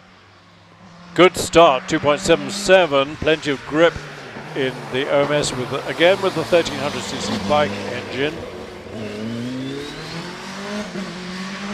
And Edward Tyack has finished, and his time was 61.22. Lindsay Summers, did I give you Lindsay's time? 58.05. So quickest racing car so far has been Adam Greenan, 50.19. Pete disappears. Tony Cotton, who hasn't competed in a hill climb for something like 24 years, having an outing in this ex-Formula 3 Dallara, which Tony has raced in monoposto racing. What that means is that it's got a virtually standard Toyota engine in the back, virtually in road specification in this Formula 3 Dallara, which had a big race history, this car, in Formula 3. It's a member of the Jaguar team, driven, I think, by Jody Scheckter's son, who was a fairly wild driver, if I remember rightly. So Tony safely on his way. Here's an interesting car, Dominic Hentel in this Italian special, built from a Lancia Aurelia, the with the lovely V6 Lancia saloon and coupe, and an Italian gentleman took the running gear out of the Lancia, built himself a space frame. And when it was in the Aurelia, it had a front engine and then a long drive shaft to the rear transaxle at the back. Well, he chopped the drive shaft down. It's only about an inch long now because it's a mid-engine. But despite that, it's a long way from the front of the engine to the back of the transaxle, which means it's got a very long wheelbase. But it's okay, and Dominic's having fun. We'll get its time soon, but in the meantime, 64.24 for him. Martin Jones in this lovely Brabham BT21. Isn't that nice? Hugely successful, the BT21, particularly in Formula 2. Jochen Rindt, do you remember? We might not remember, but he came to Crystal Palace for a Formula 2 race with all the stars. Graham Hill and other people were racing and beat him and really shot to fame and led him into Formula 1 with the consequences that we all know about. Here's Andrew Greenan. Adam did a 50 point something. Here's Andrew in the Empire Evo. Martin Jones in the Brabham 61.26. Andrew 65 miles an hour around Orchard. Full wet tyres, of course, but still plenty of grip, plenty of traction out of Ettores. Will this be in the 40s? could well be.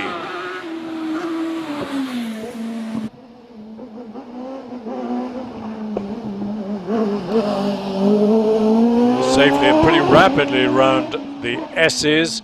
Let's keep an eye on the time. Will it be under the 50-second mark? No, I don't think so. It's a 51.24, not quite as quick as Adam. Here's the Swallow again, DR14 Swallow, this time in the hands of Jonathan Evans. We saw Kevin Creven in this car.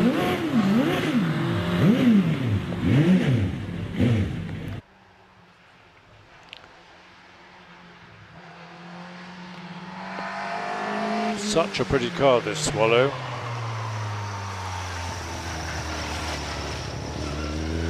And rather like Formula 4, there was a cottage industry of little companies making cars for Formula 3, of which Swallow was one.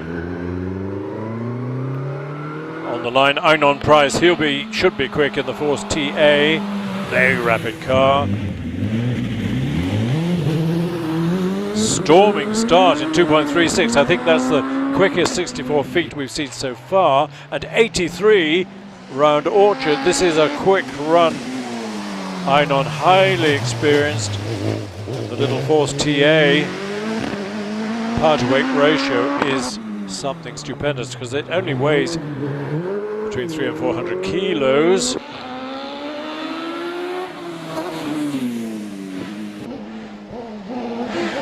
Now we're looking for a climb in the mid-40s, which we might get from Einon. Our record holder is on the line. The engine has stopped, so it gives us time to watch Einon Price this time. 44.1, good time. Excellent. Now then, Sean Gould, the car that holds the record here, with its 4-litre Judd engine. But Sean, or David Gould, told me that it's an incredibly torquey engine. It'll pull from about 1,000 revs and then peaks out at about 15,000. So that's massive traction. Nevertheless, 2.95 for the first 64 feet wasn't as quick as Einon Price, but nevertheless, of course, when he can get the power down, there's plenty of power there. Slight opposite lock, round at Torres. Sean is using this as an opportunity to test out the electronics on the car, ready for next year's hill climbing. But nevertheless, how will it compare with the 44.1 of Einon Price? Alex Summers leaves the line in the fabulous DJ Firestorm. Sean, 48.4. Yep. So Einon is by some margin our quickest so far today. What can Alex do? We saw Lindsay in this car just now. This is the DJ Firestorm, built by Del Quigley and his team up in the Peak District of Derbyshire. Fabulous car with the Cosworth XD engine and weighing about 400 kilos.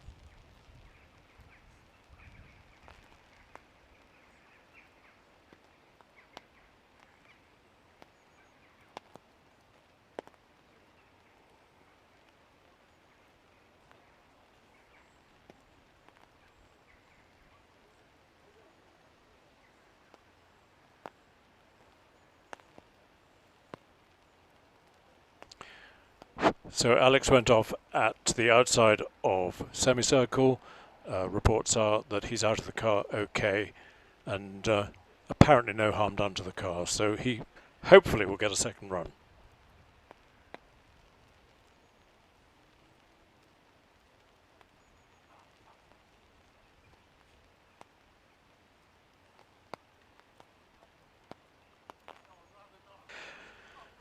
Looking at the British Hill Climb Championship, it's interesting how it's been dominated for periods by various cars. The Cooper Jap, the 1100cc twin-engine Cooper Jap, really dominated from 1951 right up to 1961. Car driven by Grand Prix driver Ken Wharton, then Tony Marsh, who was 5 times hill climb champion. His first 3 championships were in a Cooper Jap. Then 3 years running, David Boshier-Jones, who was a very rapid driver, he won the championship 3 years running, 58, 59 and 60. And then the last champion in a Cooper Jap was David Good in 1961. Then there was a mixture of cars, dominated by Tony Marsh in his own specials. BRM won the championship 1 year, Peter Lawson in the four-wheel drive P67 BRM. Then Roy Lane in the McRae, Mike McDougall in the Brabham Repco, Nicholas Williamson twice in the March Hart and the McLaren Chevrolet. And then David Hepworth, whose sons have still got the car that he won the championship in 1971, the four-wheel drive Hepworth Chevrolet in 1971. But then the Pilbeam era started. Mike Pilbeam left BRM, having designed the last BRM Grand Prix car, the 201, and started his own business up in next door to near BRM in Bourne in Lincolnshire. And the first Pilbeam championship was 1977, Alistair Douglas Osborne, ADO, in the Pilbeam R22 with the Cosworth DFV engine. And then Pilbeam, apart from 2 years in which March cars won, David Franklin won in 1978 with the March with a BMW engine, and then Chris Kramer, or more accurately Kramer, in the March Hart in 1980. That was a March 782. But after that, it was Pilbeam all the way from 1981 right up to 1997. Various Pilbeams. The only interloper was Chris Kramer again in 1985 in the first Gould, the famous little Gould Hart with a 2.5 litre Hart engine. And Sean Gould, who is competing here today, of course, the first car that he hill climbed was that Gould Hart, with which Chris Kramer won the 85 championship. Then it was Pilbeam. 1 year Ray Rowan won the championship in the Roman, 1 year only. And then in 1998 along came Gould, David and Sean, and Gould have won the championship from 1998 through to last year, 2019, with the exception of the 3 years when Trevor Willis was champion in the OMS. He won the championship in 2012, then 2017, then 2018. So Gould have dominated for a long time. But now a revolution is taking place, and the revolution takes the form of these tiny little, very lightweight hill climb cars with engines developed from motorcycle engines. And Robert Kenrick is having great success with the Raptor, made up in Scotland by Graham White Jr., with its 1 litre BMW engine 1 litre producing something like 200 horsepower. So next year, assuming that this horrible COVID is dealt with, should be a fantastic year for the championship, because there will be Sean Gould and Alex Summers, as there have been this year today, but of course the championship today this year got scrubbed. But they'll be competing next year in the GR59 and the DJ Firestorm. But Will Hall in the Force X-Tech, that's an immensely rapid car. He's won various events. Then Scott Moran might come back in the GR61X Gould, but I don't think he'll do a full season. But last year's champion Wallace Mingies, in his GR59, he won the championship this year, so he'll be obviously a great contender next year, as might well be David Uren in a slightly older Gould, but he's been successful as well. So we're really looking forward to a proper full year's British Hill Climb Championship next year. As you can see on the screen, we have a bit of a pause while Alex's DJ Firestorm is brought back onto the track. The reports I've had, Alex is okay, he's out of the car. Appears that the DJ Firestorm is unharmed. Let's hope that's correct. But of course, it takes a certain amount of time to recover the car. Lawrence Gibbs is live streaming a comment on the weather. Well, it is. It is. Some people call it live screaming when we get overexcited.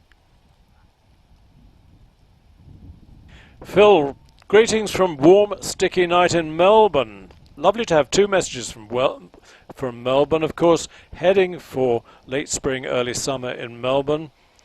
Melbourne's had a horrible time with COVID and had a horrible lockdown for a period. I believe things are easing off a bit, but best of luck in Melbourne. Rose Quilter watching the live stream but can hear the engines from our B&B just down the road. Really? So you're within earshot? What a shame you can't come here in person. But thanks for watching the live stream. Dave Parr. Hi Dave, why aren't you here today? Matt Ryder set the benchmark for Einon, Sean and Alex. Yeah, he did, you're right.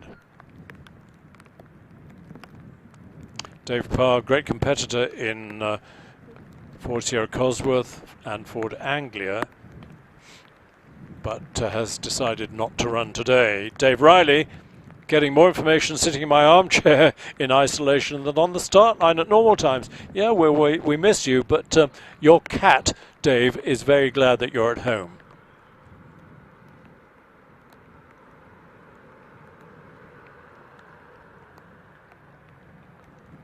Alan Rhodes, to the chap using the camera to Tories, well done. That's Steve, yeah. Great coverage, steady hand and excellent watching. You must be cold and soaked, but we are grateful. We are indeed. Thanks, Alan. Steve does a great job. And he produced the video celebrating the 90th year of the Bugatti Owners Club, which you might well have seen on the screen. And our opening shots were a couple of extracts from that video. I don't know if we Steve, I don't know if you can hear me, but you're doing a great job in the wet and cold editorials.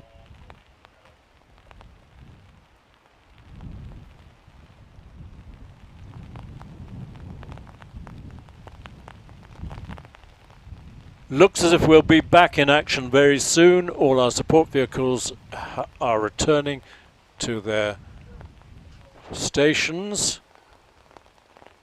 Got the red light still flashing at Torres.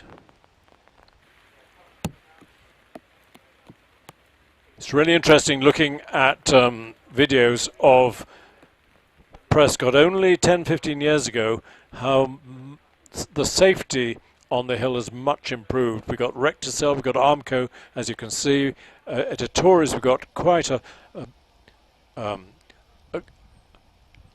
wall, if you like, of the Recticel barrier, because a few years ago a car went straight on over the barrier at Pardon, and that could have been very nasty indeed, which is why we've now got quite tall layers of recticel padding, if you like, that will stop the cars there.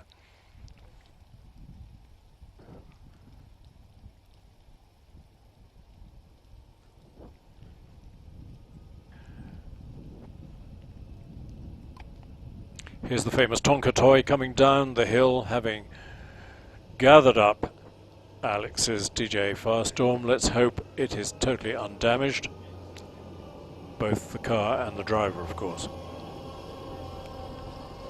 That looks like a new Tonka toy. I haven't seen that one. Maybe we've invested in a new scooper.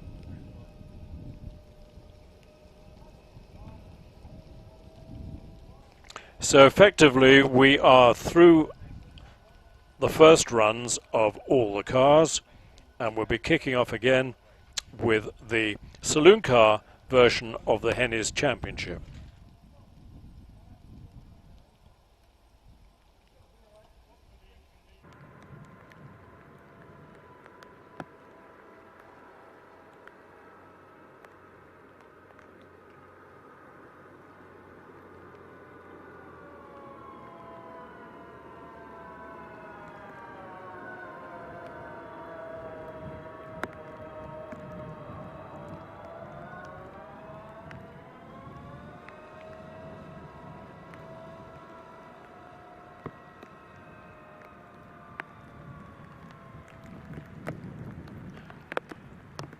I can see our first runner ready to come. It'll be Simon Braithwaite.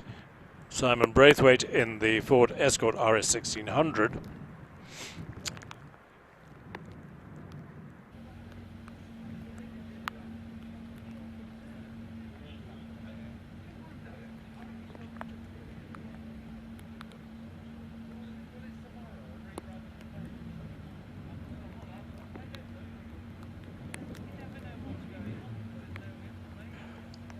And if I look at the first runs of the saloon cars in the Hennies Classic Championship, the quickest time was that of Matt Clark in the Mini, the Austin Mini, with a 55.56. So he's got a handicap of 50.5. So basically he's 5 seconds outside his handicap, and I'm trying to see anybody who is less than 5 seconds outside, but I think Matt Clark is, by some margin, has maintained his lead in the saloon car section of the Hennies Championship. Nice to have a message from Mr. Henny, busy making cider over in Herefordshire, which is just a bit to the west from Prescott. Did anybody threaten Matt? No, I don't think so. Andy Clark in his Mini was some 8 seconds outside his handicap.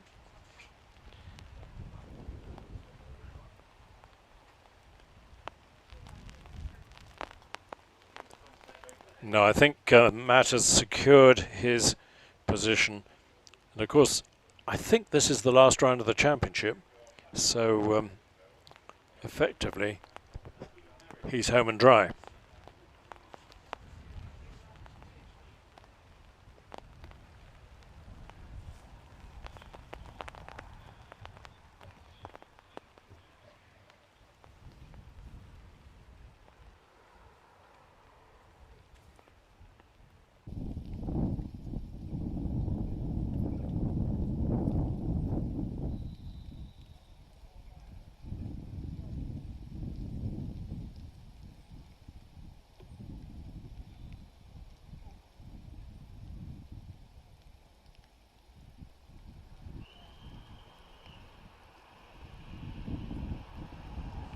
Okay, Clark, of course, Chris Bound will come back down the hill in the Mini.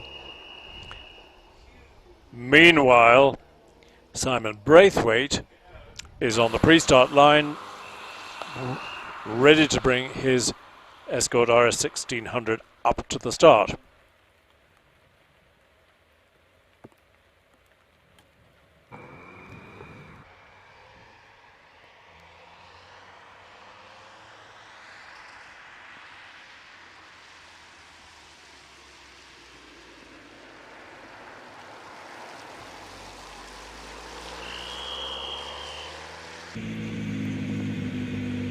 Here we go, here's the Escort on the start line.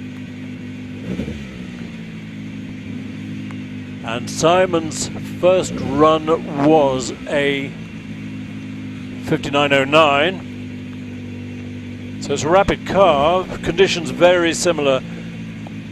It hasn't got any drier, it's still raining.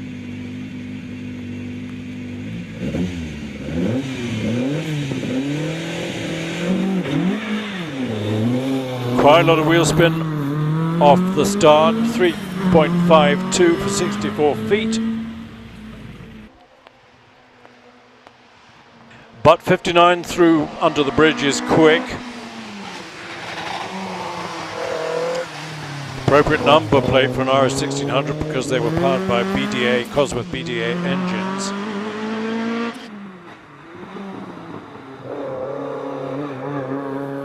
And nobody has threatened the kitty litter at Pardon so far, so I hope I haven't put the commentator's curse on it.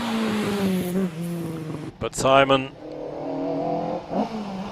navigates the Escort through. The S's on the line is Matt Clark. And 55.56 is an extremely rapid time in these conditions. Simon is going to finish very shortly with a 56.41, so a much quicker run than his first run earlier this afternoon. Matt 63 rounding Orchard. This is a rapid little mini and a rapid driver as well.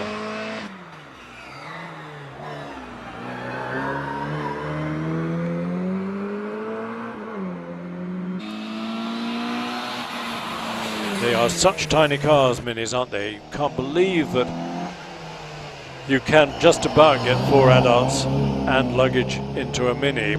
Anthony Ward takes off in the BMW 2002. Matt's first run, 55.56. Can he beat that? Yeah, just 55.38. Here's the BMW. Not quite as quick around bridge, 52. And the turbocharged version of this car, the 2002 TII, was really the first production car in Europe to have a turbocharger. Pretty soon the Saab 99 came along, but the lag, the turbo lag that you had with the BMW was quite noticeable, and then the turbo power came in with a bang, and if you were halfway around a wet corner when the turbo kicked in, you had to catch it quick. Martin Saunders in another Mark I Escort, the very pretty grey one, silver one, with the 2-litre Ford engine. 61.64 for the BMW in the hands of Anthony Ward. On the line in a minute or two we'll see Andrew Carney in the Hillman Imp, but in the meantime let's concentrate on this pretty Mark I Escort.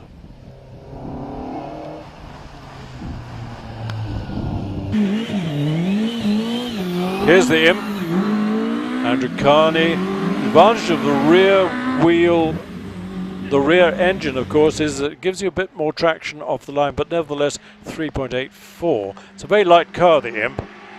Swing axle front suspension, deliberately designed to understeer because they were worried that a rear engine car would snap into oversteer. Mike Parks, Ferrari Grand Prix driver, when he worked for the Roots Group, was one of the leaders of the design team of the Hillman Imp. He was a tall guy as well, but he made sure that he could get into the Imp. Andy Clark takes off in the works coloured Austin Mini. The first imp had a pneumatic throttle cable. In other words, it was a pipe with a bubble under the accelerator pedal, and you press the bubble and it theoretically affected another bulb at the other end, and that was the throttle. Didn't really work, it leaked like anything, so pretty quickly they put a normal wire throttle cable into the imp, but it was a good idea, seemed like a good idea at the time. Andy Clark into the S's, Philip Stader in this really interesting Hillman Minx. Minx became the Hillman Hunter, and later on exported in knockdown form to Iran, and it became the most popular car in Iran for a long time. Andy Clark's finished with a 61.1. What did Philip Stader do on his first run? 64.48. This is a very early version of the Minx that became the Hunter. Never really designed as a competition car, but Philip has told me he has the advantage of a heater and can demist the windscreen. Stephen Akers in another Mini on his way. Stephen did a 72.96 on his first run. I think he'll be a lot quicker than that now that he's got a hang of the conditions. We shall see. Philip Stader has finished with a 61.88. I don't know when the last time a Hillman Minx competed at Prescott. Must be some time ago. Stephen Akers runs pardon on the line. Gary Cox in the first of our Scimitar coupes.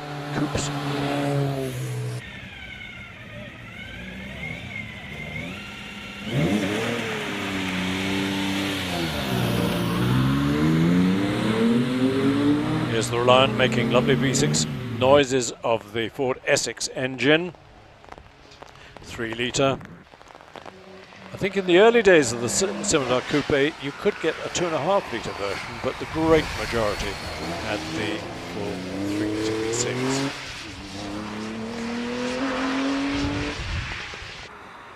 We have a time for Stephen Akers, 68.59, so quite a lot quicker than his first run. Now what can Gary Cox do in the Scimitar? He did a 61.08 last time up.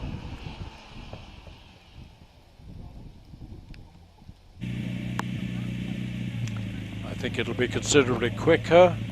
Yeah, 57.83, good improvement. Charles Bolton has taken a lot of weight out of this MGB. It looks pretty standard, but in fact it's very quick. As you can see by its rounding Orchard after the bridge at 54. Windows open, don't want the thing steaming up.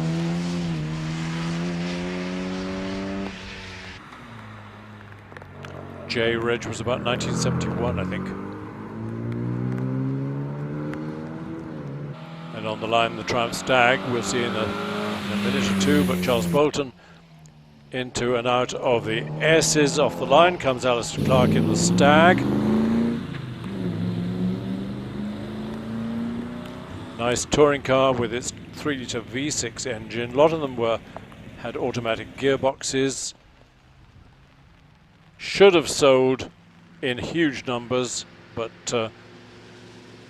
paralyzed itself by being underdeveloped and very rapidly getting a reputation for unreliability.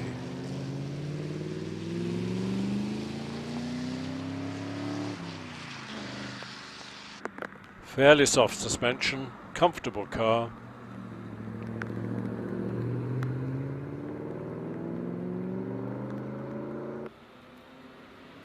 And the time for the MGB of Charles Bolton was 62.62. Here's Ted Elwes. We'll see him in a minute or two. He's, of course, in the red MGA, sharing with Ken Williamson. Meanwhile, nice to see the Stag. Doesn't roll much, does it? It's got nice handling.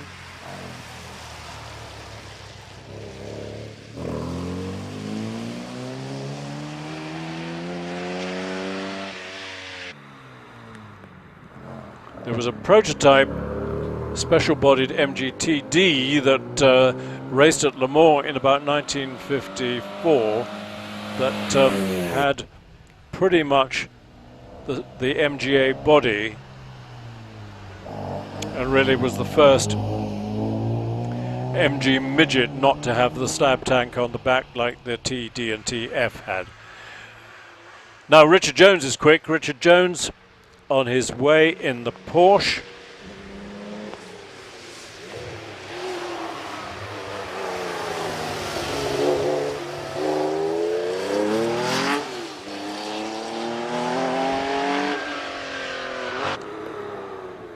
His first run was a 64.56.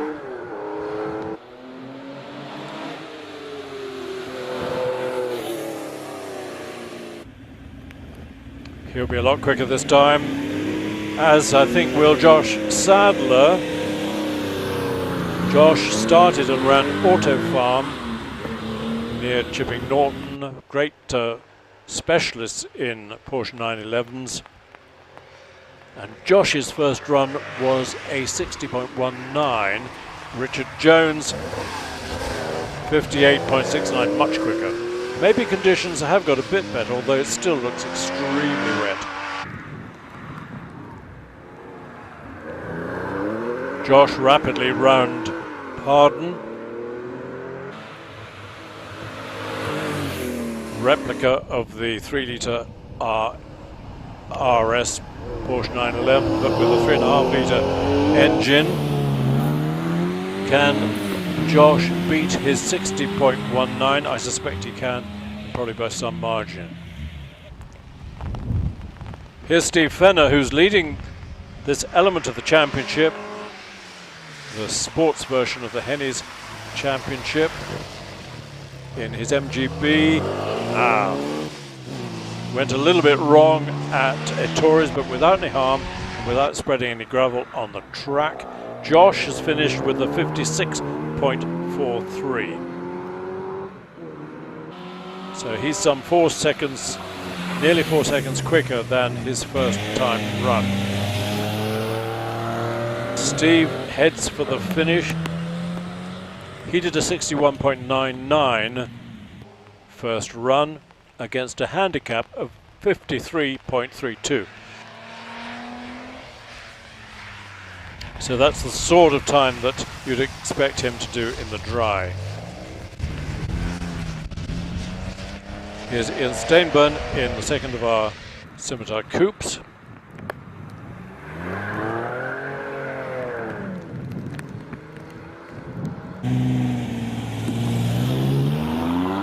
Terence Cox in a similar car follows on. Steve Fenner's time 62.42, slower than his first run because of that slight upset at Ettores. Terence Cox on his way. Ian Steinburn just about to finish, does so with a 61.57, and on the line this fascinating little Fiat Abarth being shared by Peter Hall. No, it's not being shared, it's Peter Hall on his own. He's on his way in the little Abarth 850.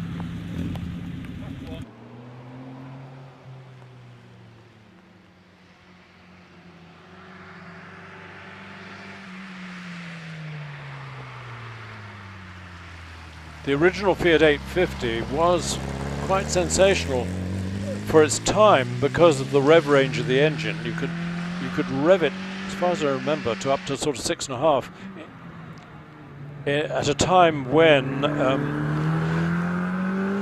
engines, four-cylinder engines, weren't meant to rev like that. We've got a time for Terence Cox in the Scimitar, 63.24. Ian Steinburn, 61.57.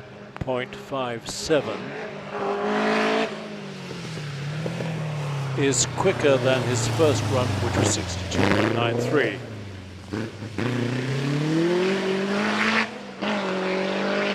Now we're into the racing car section with Peter Thurston in the Mallock.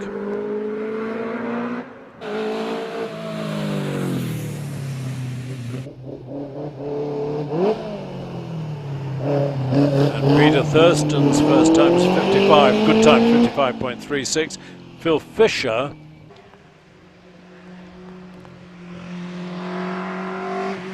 I don't know why, but his first run is recorded as a fail, but I don't think that's right. No, he did a 58.2.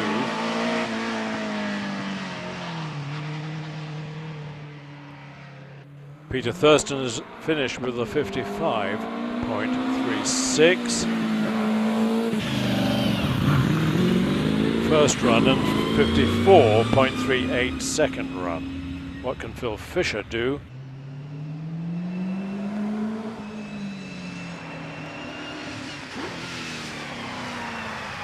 In the meantime, here's Andy Tippett in this amazing BT13X Brabham with its 3.5 litre V8 engine, Oldsmobile I think, but from which the Rover 3.5 V8 famous engine was developed.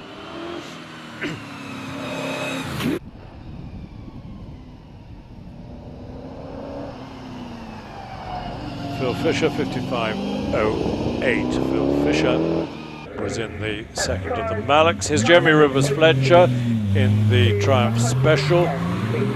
TR4 chassis, TR5 I think, engine 2.5 litre as opposed to the 2 litre of the TR4.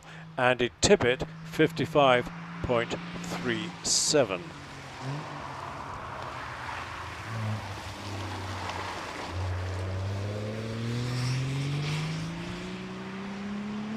That's a 4 and a bit second improvement over his first run. Jeremy on his way. Carol Nichols in her Nike leaves the start. Jeremy Rivers Fletcher first run 62.4.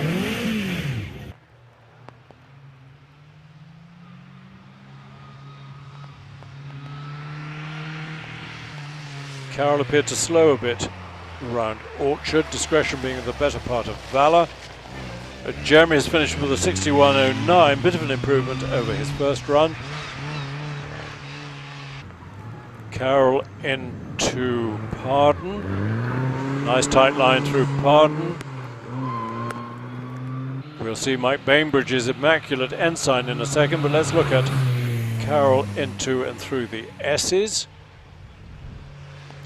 Here's Mike in the Ensign LNF3 Formula 3 car.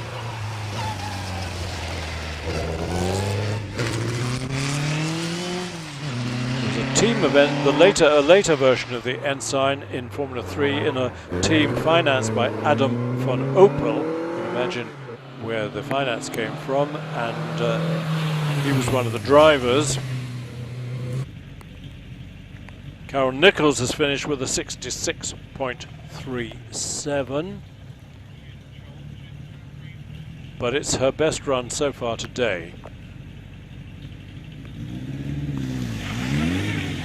Here's David Owen in the Formula Ford Merlin Mark 11. Mike Bainbridge in the Ensign 54.12, that's a good time. Slightly quicker even than Peter Thurston in the U2. David Owen in the Merlin takes a nice late apex at Ed Torres.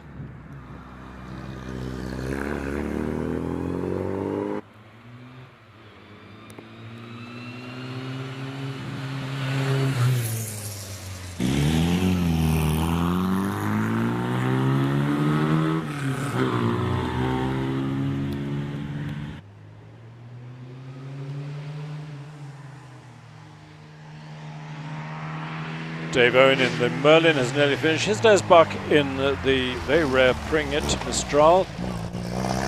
Formula Ford again, but successful. He won the championship last year. time for David Owen in the Merlin, 58.98. He'll be glad to be under the 60-second mark.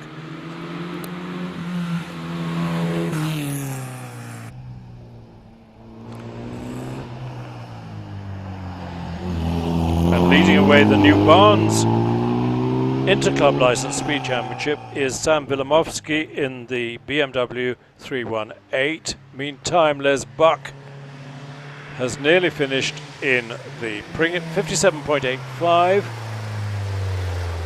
Good improvement.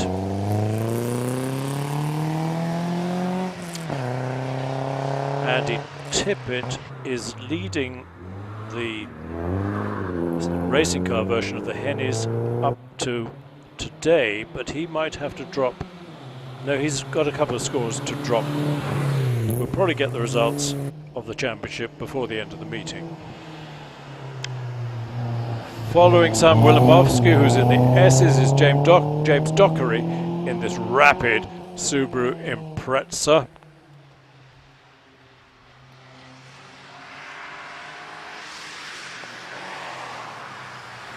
Whose first run was a 57.95.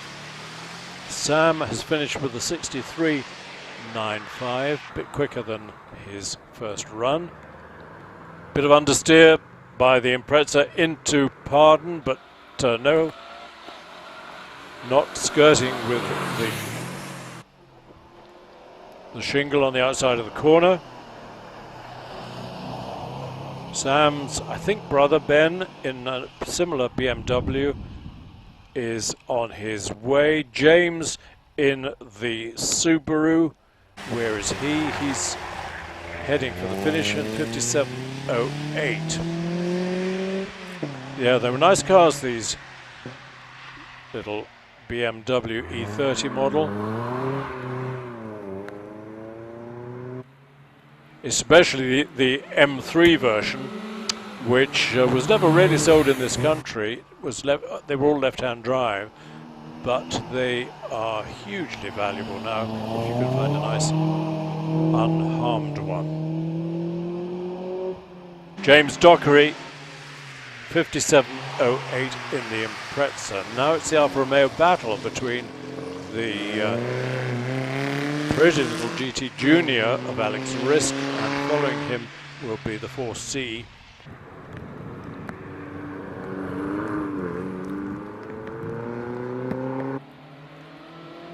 Of Will Goff. And if I remember rightly, the 40-year-old car was the quicker of the two, but we'll see. Alex Risk did a 69.75 last time. This will be quicker. The 4C sequential gearbox, 66.49. What can Will do in the Alfa 4C? Meanwhile, we can admire the very elegant lines of this carbon fiber bodied, I think it was a carbon fiber tub as well, of the 4C.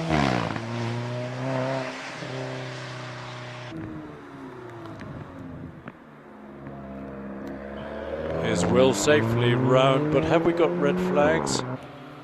I can hear whistles blowing, but I think we're okay.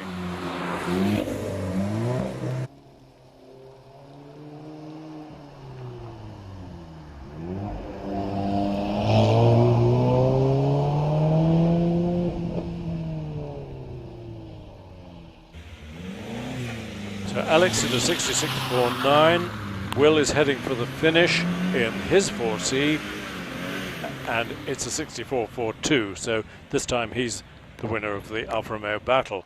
Dominic Morland in the VW Golf, looking very standard.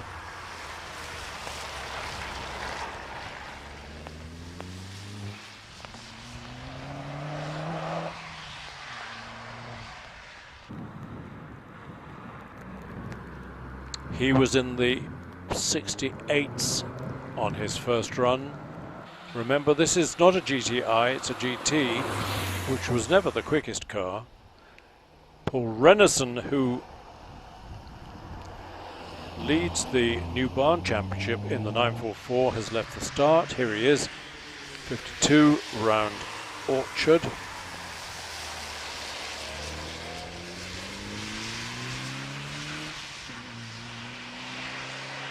Dominic Morland, 65.06. 65.06. He should have been in a Caterham Supersport, but decided to bring a roof and a heater, and so brought the shopping car. Paul Renison. What more is there to say about the 944, except that it had a reputation of brilliant handling, particularly the last version, which was the 968. But in the meantime, our world's best-selling sports car, the MX-5, 2005 car, this model, which is effectively, I think, the Mark II, in the hands of John Wadsworth.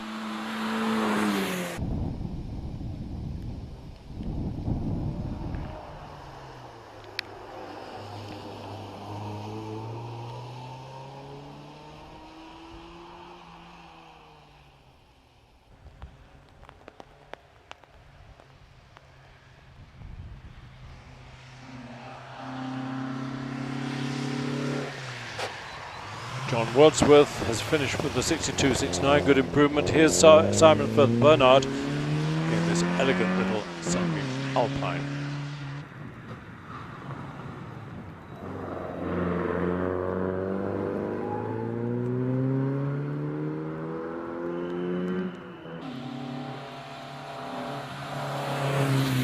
There was a little commercial van called the Hillman Husky, made by the Roots Group, that had the perfect floor pan on which the Sunbeam Alpine was based, because they're both short wheelbase. Simon has dropped his racing number, but that's no great harm done. Red flags are out. I don't know if just for that or whether there is another reason for delay, but the Alpine is finished with a 64.93. Held on the line is John Brunner in the Ginetta.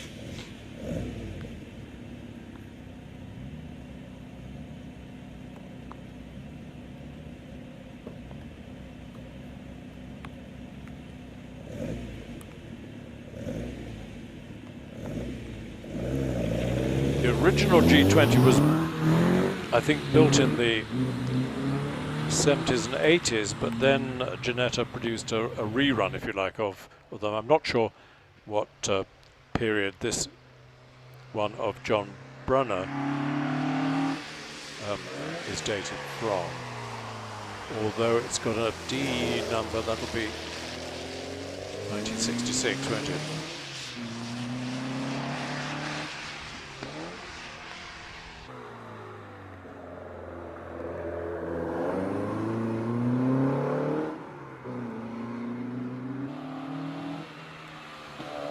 We are in the sports car version of the New Barn Interclub License Championship, and quickest runner in this class on the first runs was Stephen Cooper, who we'll see pretty soon. John Brunner heads for the finish.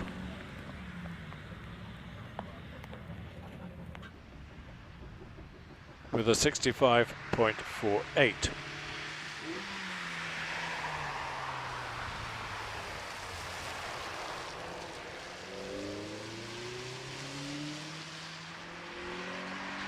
Remember that this championship is led currently by Paul Renison in the 944.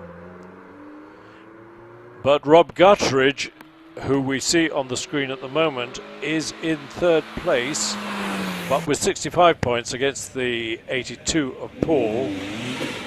But Rob hasn't done as many rounds and can drop a lowish score. So he could get nearer, probably not to win, but into second place.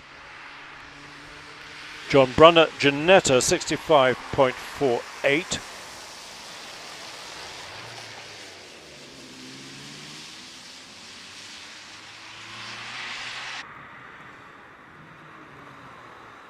and Paul Farrow did a 66.5. 66.5.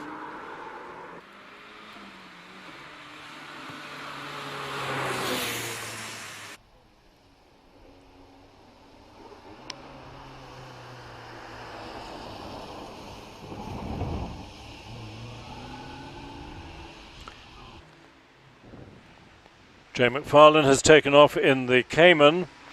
Here he is. I do like the Cayman. I think it's such a pretty car.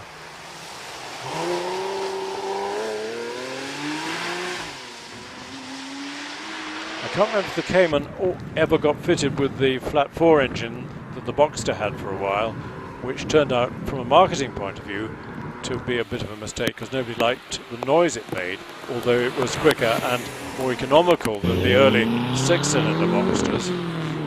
But the Cayman, well on its way. Steve Cooper follows in the turbocharged Porsche 924.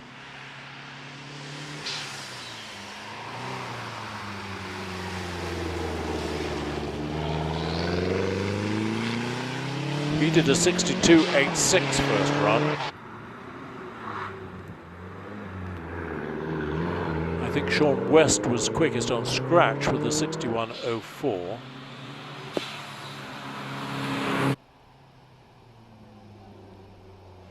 Steve Perry away in the earlier MX-5. Here's the 924 Turbo. And I think Derek Bell reacquired the one that he raced at Le Mans. Certainly he appeared with it at Goodwood Festival of Speed a few years ago.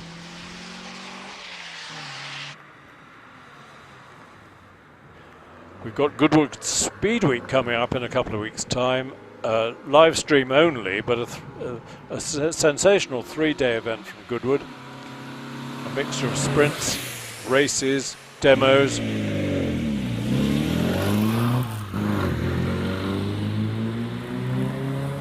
Steve Parry in the silver MX-5 is followed by Peter Neal in this lovely 1275cc Austin Healey Sprite. It's not only pretty, it's quick as well.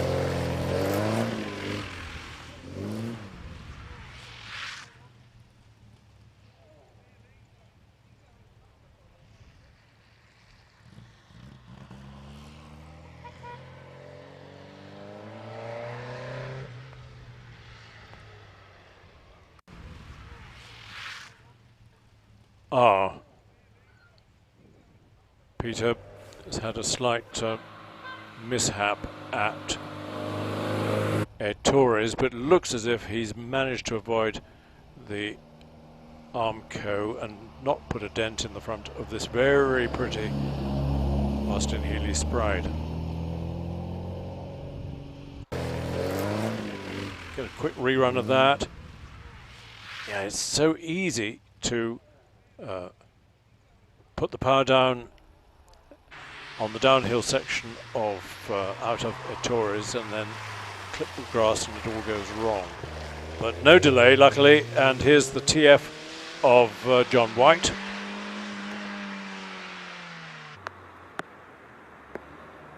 I don't know if Peter Neal's time will count, but anyway, he won't want to know. It was an 82.79.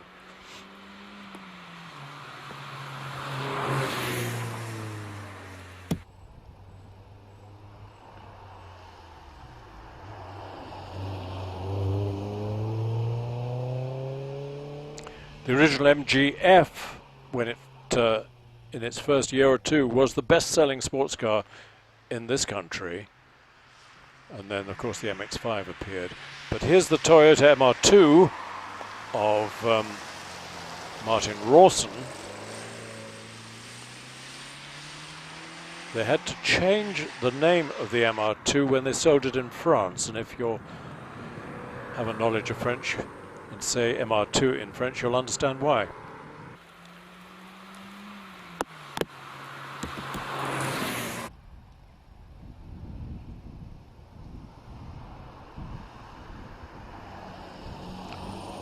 Time for 105 John White in the TF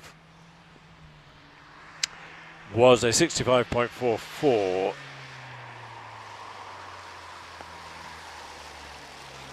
V-Reg, that's about 1999 MX5. There's plenty of decoration in the hands of Martin, in the hands of Steve Riley. Martin Rawson. Martin was in the MR2. His time was 63.41.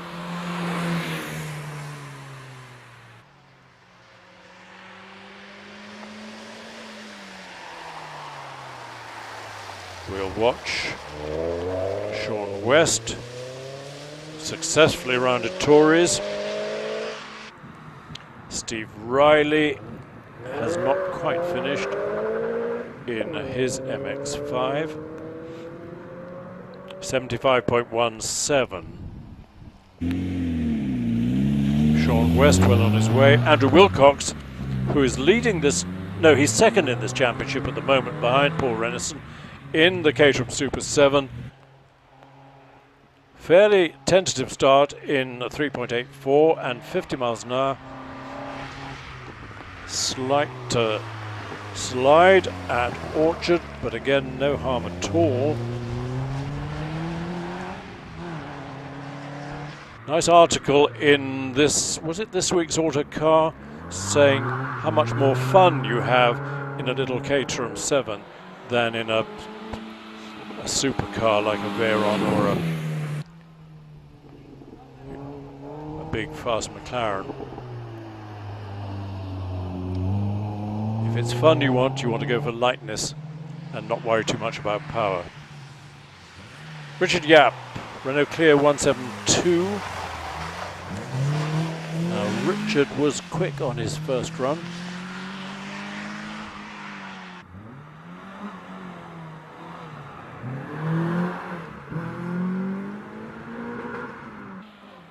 With a time of 61.28. Can he go faster this time? Followed by the Twingo of Tom Mogherossi, but let's have a look at Richard. It is a rapid car and he takes S's extremely well. So he's 61.28 first run. Let's keep an eye on the clock. Much quicker, 59.68, good run. Here's the little Twingo, decorated like an Alpine. The little Alpine A110, the new one, has had rave reviews. Not hugely powerful, but so light and nimble. That's where the fun comes from. It's like an Elise.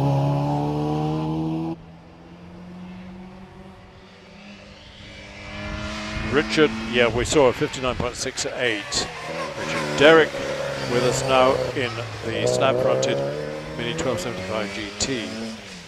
Why BMC changed the shape of the front of the Mini? I suppose they thought it would look more modern.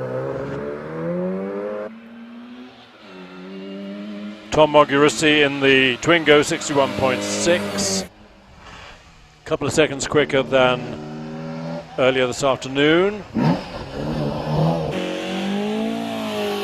Mark Maynard in this immensely quick Imp, still with the 1 litre engine. He was in the 50s with a 59.13 storming time. Excellent. And look at the speed round Orchard, 57. He's got the handling of this Imp really sorted. And getting lots of power out of the little 1 litre Coventry Climax based engine.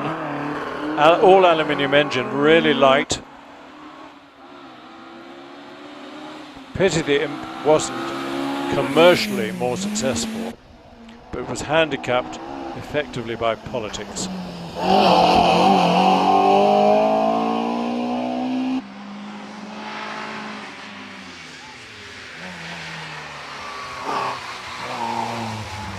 So the Imp, can he be again? Yeah, 57.13.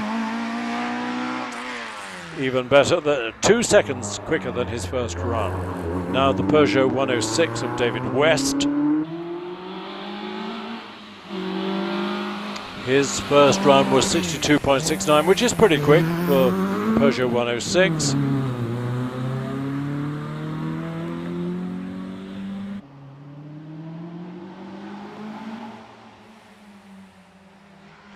David West in the Peugeot heading for the finish. Is another one in much more standard trim, driven by Johnny Toon.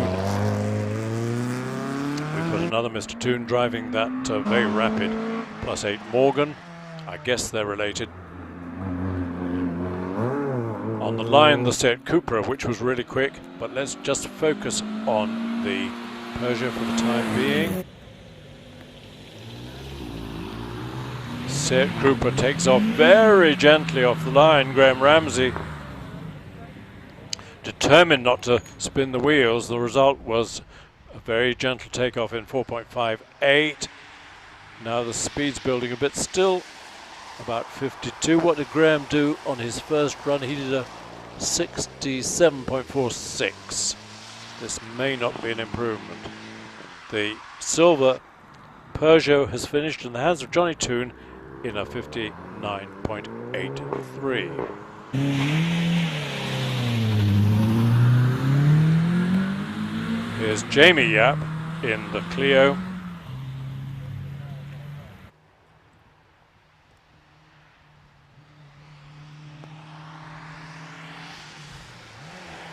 He was very quick first time up with a 58.37. Can he go even quicker now? Doesn't seem to feature in the championship, so maybe they started fairly late into the season. Of course, the season started late, unfortunately.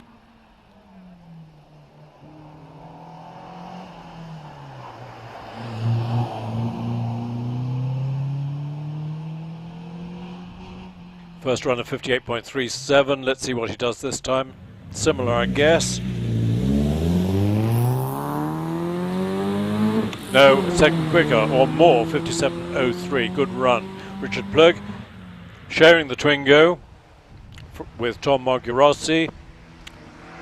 Tom did a 61.6. Richard's first run, where's he gone? On the screen, there he is, was a 67.77.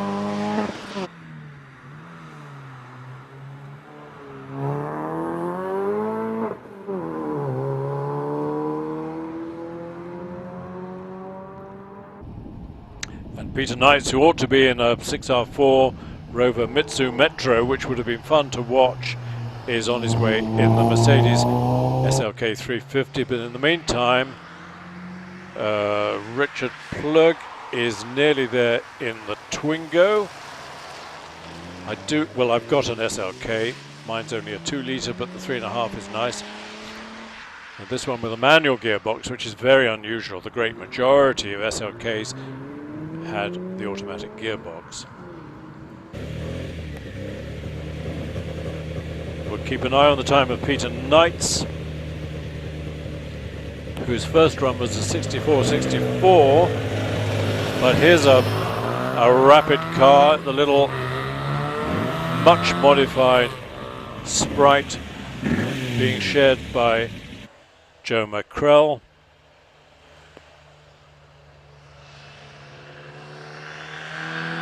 And Robin Johnson.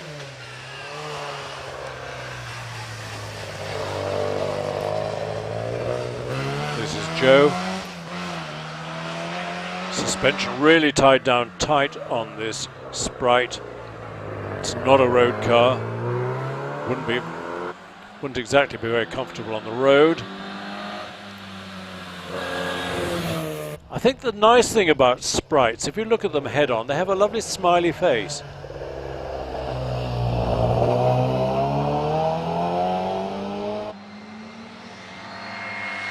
Look at that, it's smiling at us.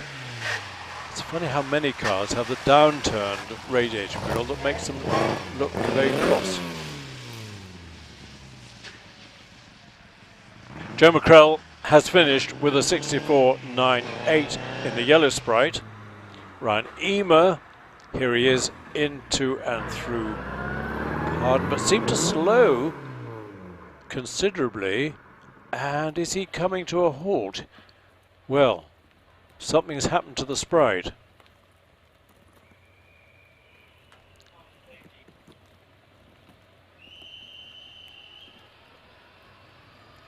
It's a mechanical problem. There's no damage of any kind. It may be gearbox related because the engine is still running. No, he's come to a halt. I think he's up. No, he is continuing very slowly.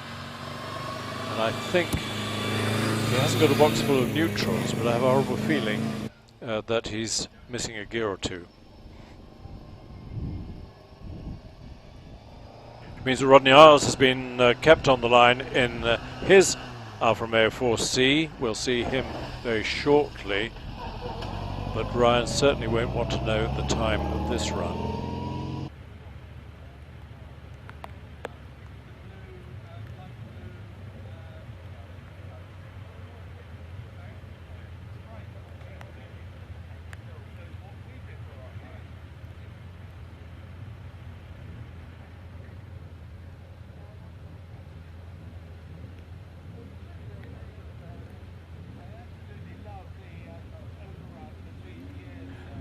What more is there to say about the 4C? Well, its big brother, the 8C, was only in production for a limited amount of time, limited numbers, but now hugely valuable. The 4C is no longer, as far as I know, no longer being produced.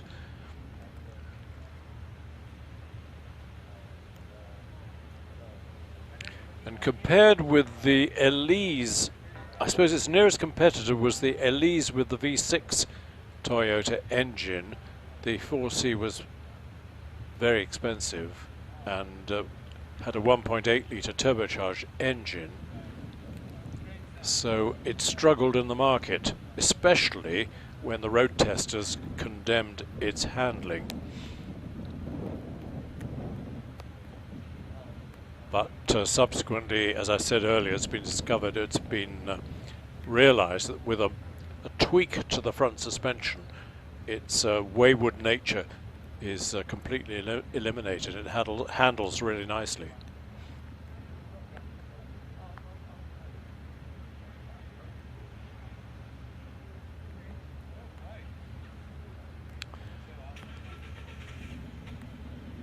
We're in the Bugatti Owners Club All-Comers Championship, which again is divided into saloons, sports and racing cars.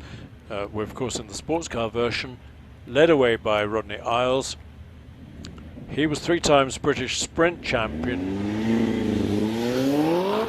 Sprints are, well, they're what they say. They're essentially a hill climb on a level surface. So very often using one lap of a race circuit. There are some specific sprint courses. Kerbera near Lichfield is one, of course.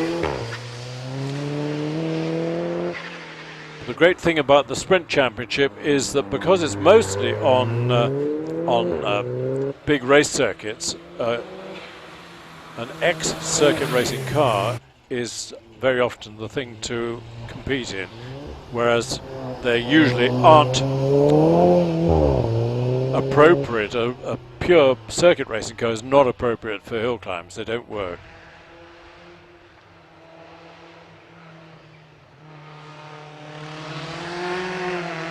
Here's Chris Tabor in this very attractive little Riley Special, very much like the Brooklands Rileys of the late 20s, early 30s, which usually had an 1100cc engine. This one with a 1500.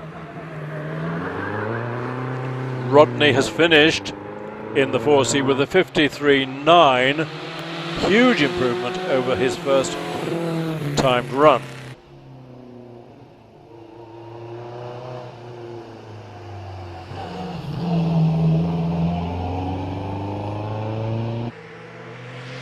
Chris Tabor was in the 70s, best run of 72.01. First competitive run, first competition run, 75.16. He would love to be under 70 seconds, and he is, with a 67.86. Huge improvement. Peter Taylor rounding pardon in his race version of the MX-5.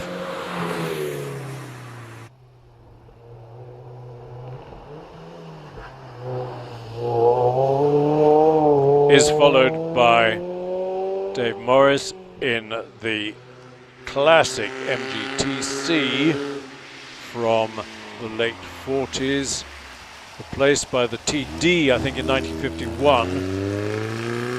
TD with was a bit more civilized with disc wheels, didn't have the wire wheels any longer, but otherwise pretty similar. And the same engine as the TC. The TF came along after the TD, and that started life with the 1250cc engine, but very quickly had a 1500. Last, if you like, of the classic MG midgets. The Riley Special 59.47. Beg his pardon, that was 6786 of Chris Dable. Peter Taylor in the MX-5 59.47. Here's this lovely Porsche of Tom Robinson. The TC has finished with a 65.8.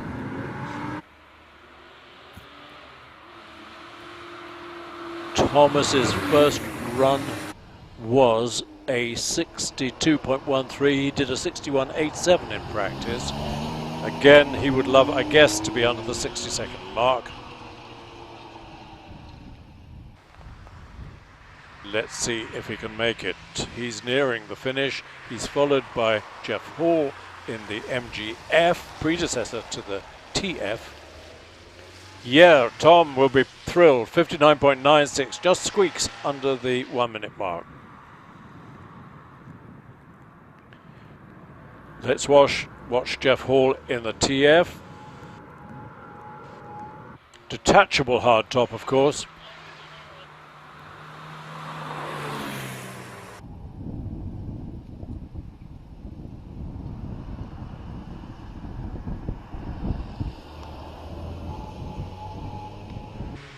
Lovely booming sound here on the start line. You'll see why in just a second, but in the meantime, this early four-wheeled Morgan of George Proudfoot, and I'm pretty sure that 1267cc means it's an early Coventry Climax engine.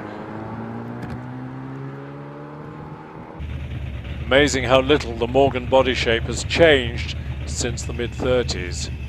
Although under the skin now they're much more advanced than they were. Now look at this. The difficulty of getting a Can-Am car off the line in the wet. This is Rupert Marks in the McLaren M12. Shades of Bruce McLaren and Denny Hume cleaning up in the Can-Am Championship until Porsche came along and spoiled everything with the turbocharged 4917.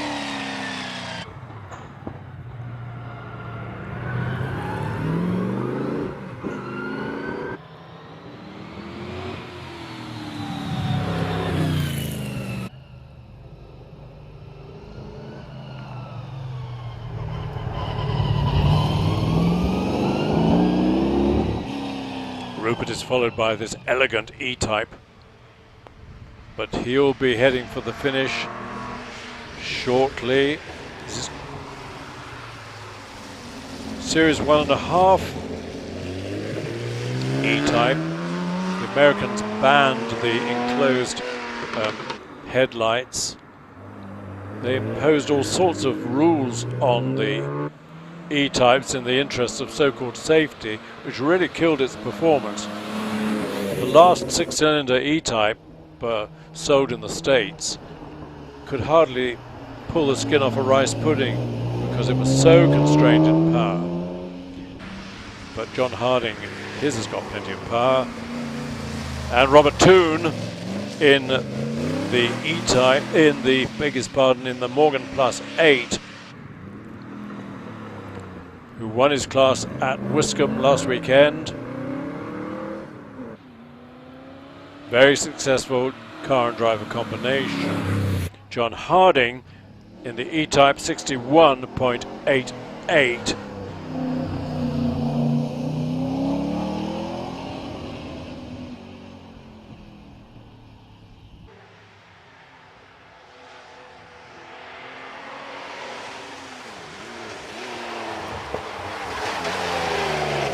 Toone did a 61.37 in the Plus 8 and has now finished with a 59.97.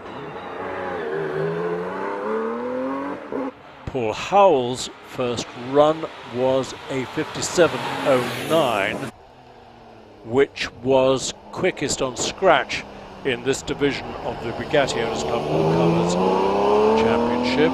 Let's see if he can improve on his 57.09.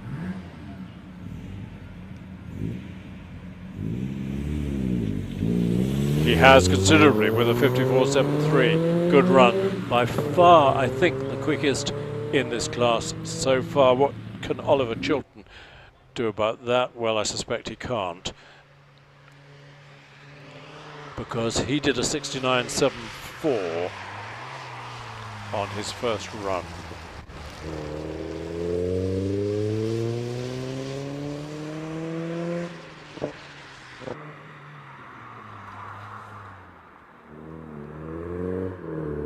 No dramas, the MX-5, as Oliver heads along the top towards the S's. On the line is Austin Weltman in this early S1 Elise with its much modified and quite powerful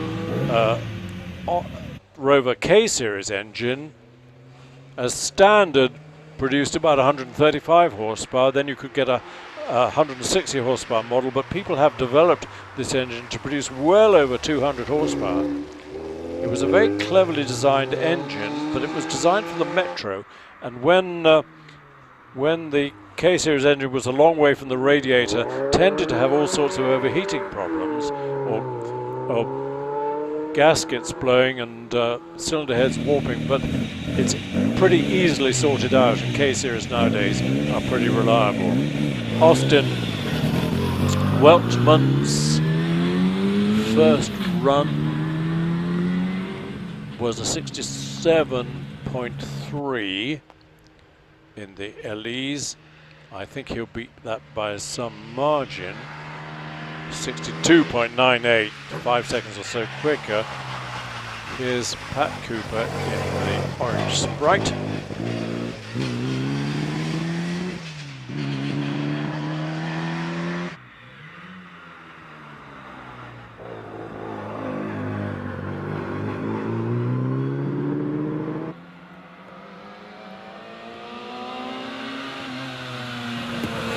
He's sharing this car with John Tewson.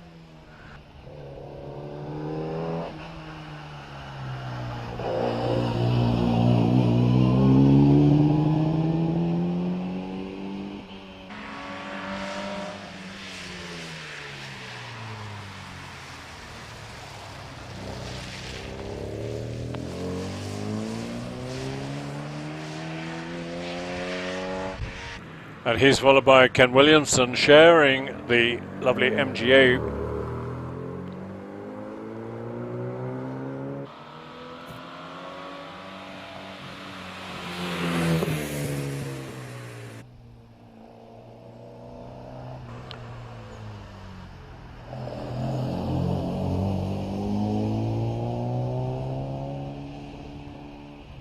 Which we've seen in the hands of Ted Elwes before.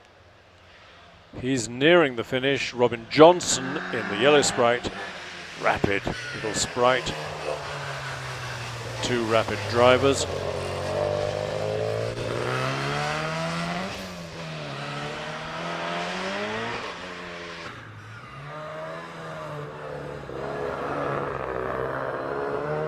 The MGA's done 65.33. Very similar to his first run of 65.30.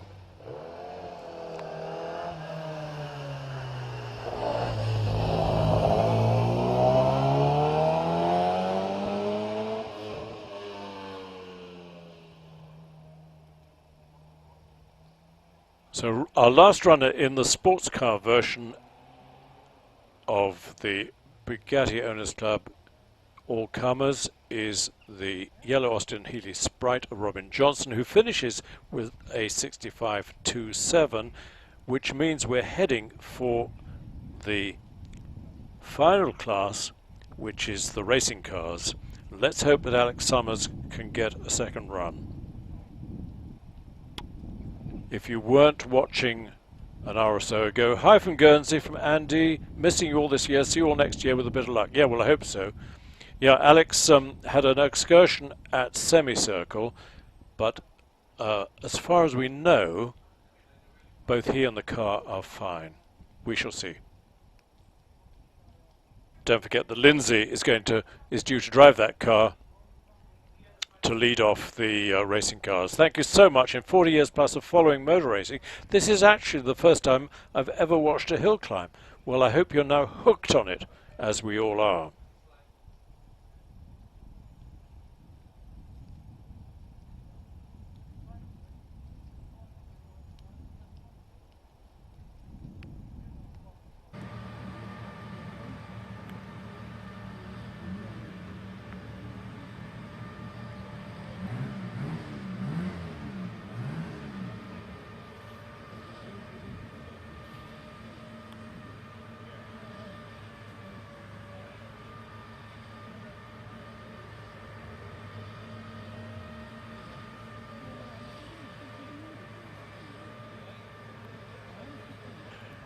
We are waiting for the racing car class of the Bugatti Owners Club All-Comers Championship to come to the line. They should be led by Lindsay Summers, but in fact we've got the orange Sprite before they come. And this is number 964, John Tewson, sharing the orange Sprite with Pat Cooper. And his first run was a 69.41.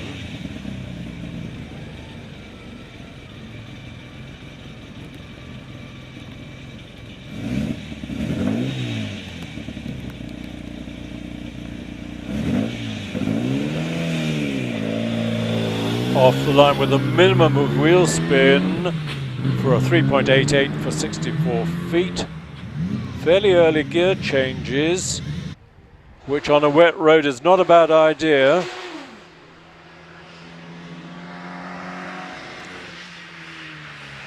Yeah, we got racing cars coming to the line, but in the meantime, let's keep an eye on John Tewson in the Sprite. 69.41 first run.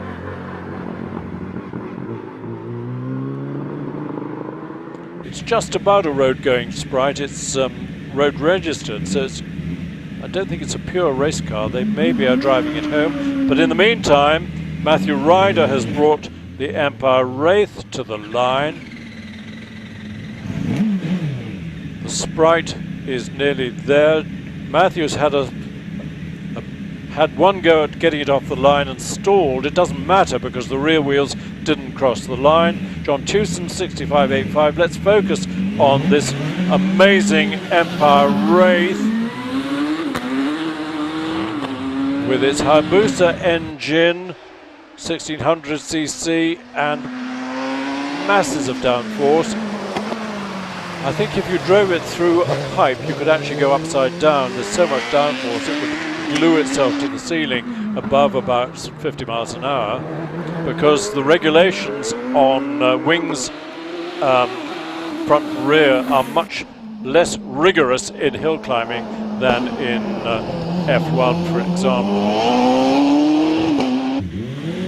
So Matthew in the Empire Wraith heads for the finish, and it's a 44.87.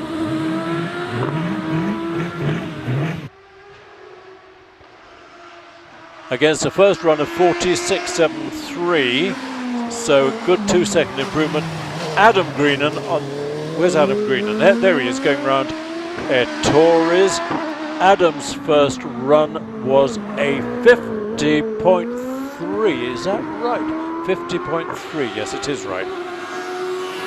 So good run, but not in the 40s like Matthew Ryder and Einon Price were. So let's keep an eye on Adam. Meanwhile, Kevin Craven in the Swallow takes off. Adam heads 48.42. He'll be pleased. Good improvement on his first run.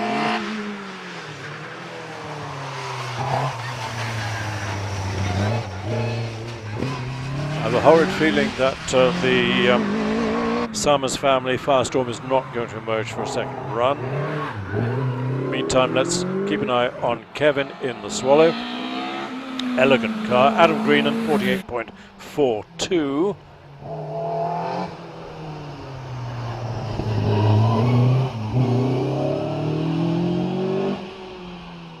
Matthew Ryder's on the time is on the screen in italics, which I think means it's best time of day so far. Kevin in the Swallow, 54.01. Richard Alexander sharing the force. Tentative-ish start with 3.66. Again, lots of downforce and lots fairly quick round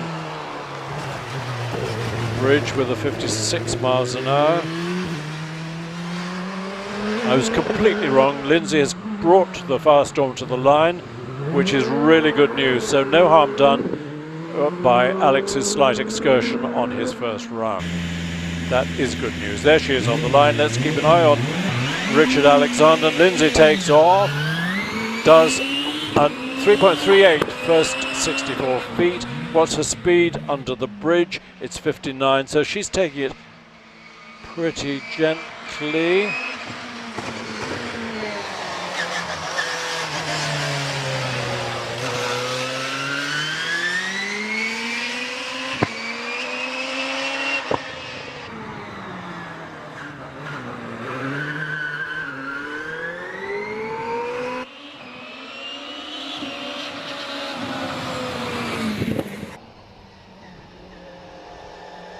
Ladies' record here at Prescott is a 38.33 by Sue Young in the Gould GR51. In the meantime, Lindsay heads for the finish. Ed Burgess in this lovely Type 51 Bugatti on his way. Bo Williams with the Type 35 is on the line. Lindsay 57.41, 57.41.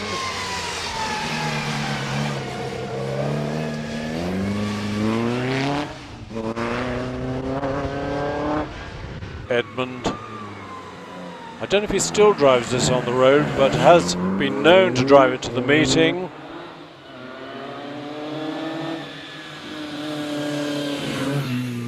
Ettore Bugatti, great engineer and pretty much an artist, and John Bugatti, his son, was responsible for the design of the bodywork of really exotic Bugattis in the 30s, tragically killed testing the Le Mans car on the roads near to the factory. Here's Bo Williams. Ed has finished, and Ed Burgess' time 60.97. If I remember, Bo in the single overhead camshaft Type 35B was a 4 seconds or so behind Ed. Ed's time, what was 60.97, is a good improvement on his first run. Bo's first run was a 72.04. This time it's a 67.59, so 5 seconds improvement. Here's the Mark 6 Nike, driven by Edward Tyack, great hill climbing family, the Tyacks.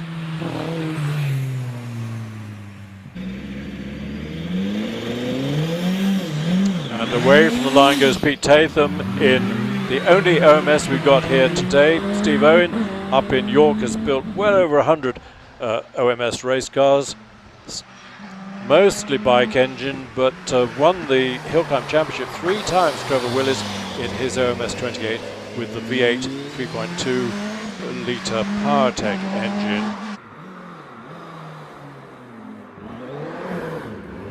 Ed Tyack, 59.63.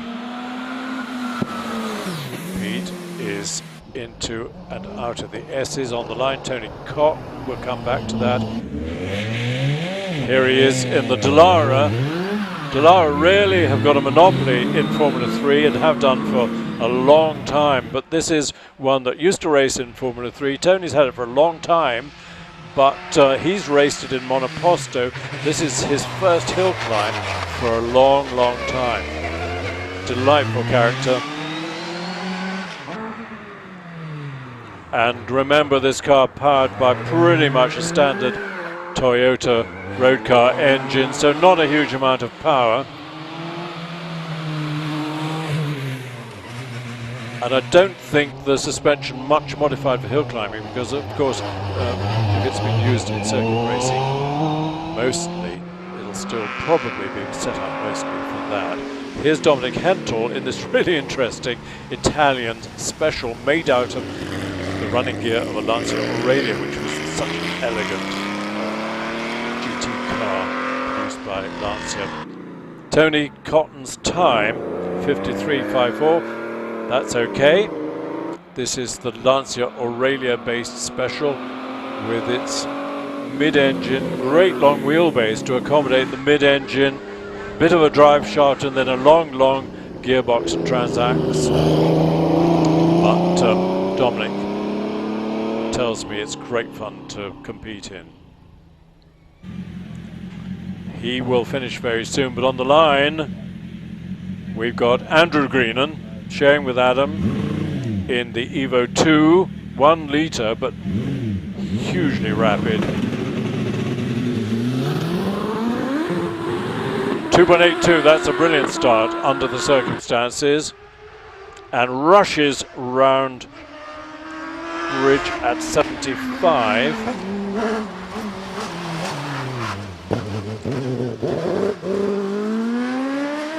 We're looking for a time in the 44s to get fastest time of day.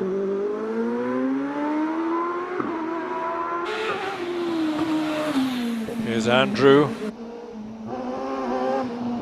threading the car through the S's. It'll be in the 47s, I think, something like that. 48.74, 47.84. Nevertheless, a big improvement on his first run. Here's Jonathan Evans in the Swallow, sharing the car with Kevin Craven.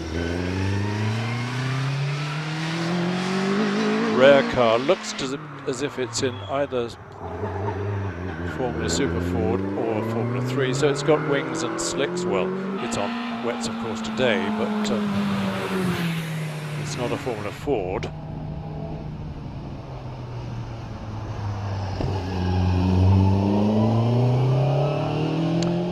Jonathan did a 59.26 first run.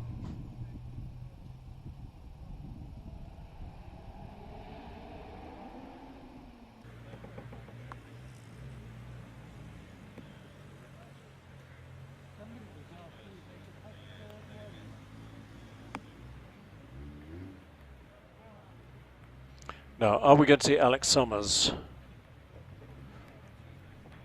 We've got a time for Jonathan Evans of 56.37 in the Swallow.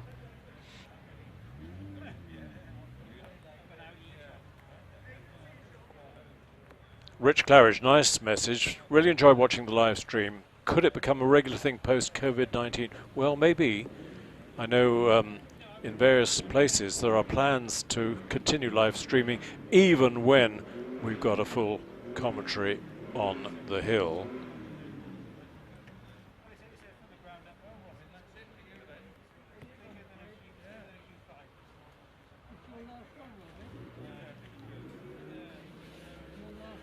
Sandra, could Father Christmas please bring me a Reliant coupe? Well, Sandra, yeah, you have to write a note and send it up the chimney.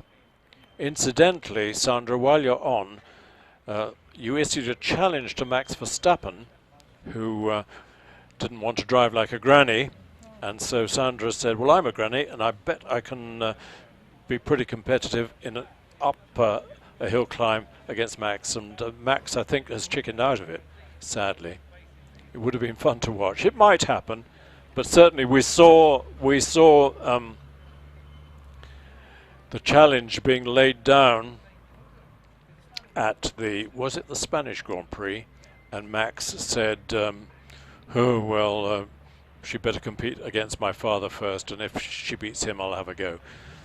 But I have a horrible feeling it's all petered out. But Sandra, a great competitor for a long time, and she hill climbs a big, fearsome Pilbeam MP 80, MP, she'll tell me, with a 4-litre Judd engine.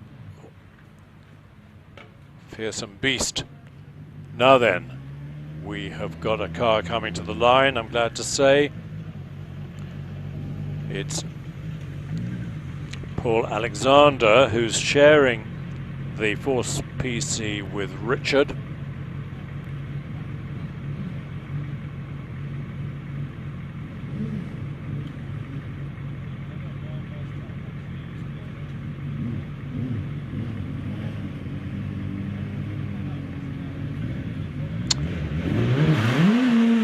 He did a 58.23 first run. Offline reasonably quickly, 3.22 is pretty good.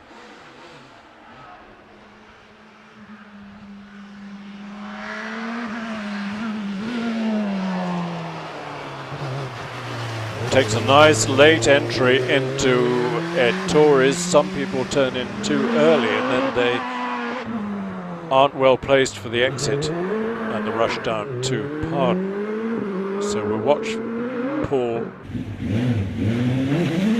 but we'll also watch Einon Price taking off. Very good start, 2.52. This will be quick. 46.54 first run.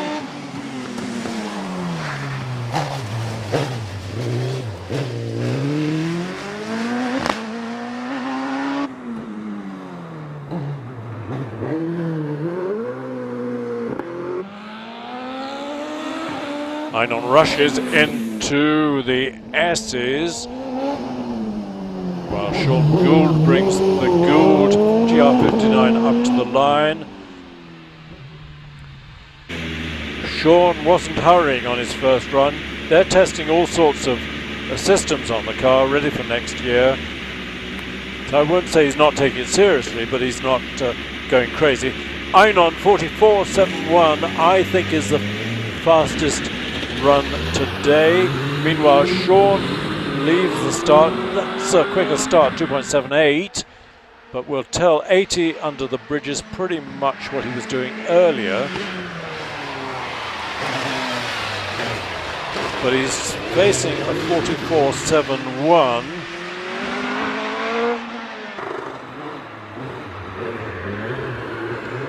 And the good news is that Alex has brought the fast onto the line. We'll see it soon, but let's keep an eye on this car, which holds the record here. Car and driver Sean, who started his hill climbing career back in '84 when he was only 20, had a long layoff, but has come back storming. 47.75. Now then, Alex, keep it on the island this time. 77 at bridge.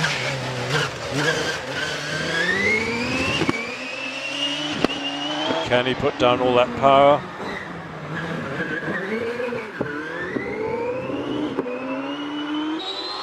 So it's useful actually to have a wet meeting to really learn a lot of lessons for next year, because a lot of the British Hill Climb Championship rounds next year might well be wet. But Alex is not going to beat Einon, I don't think. No, he's not. It's a 47.06, which is a bit quicker than Sean, but both of them put in the shade by a brilliant run by Einon Price of 44.71.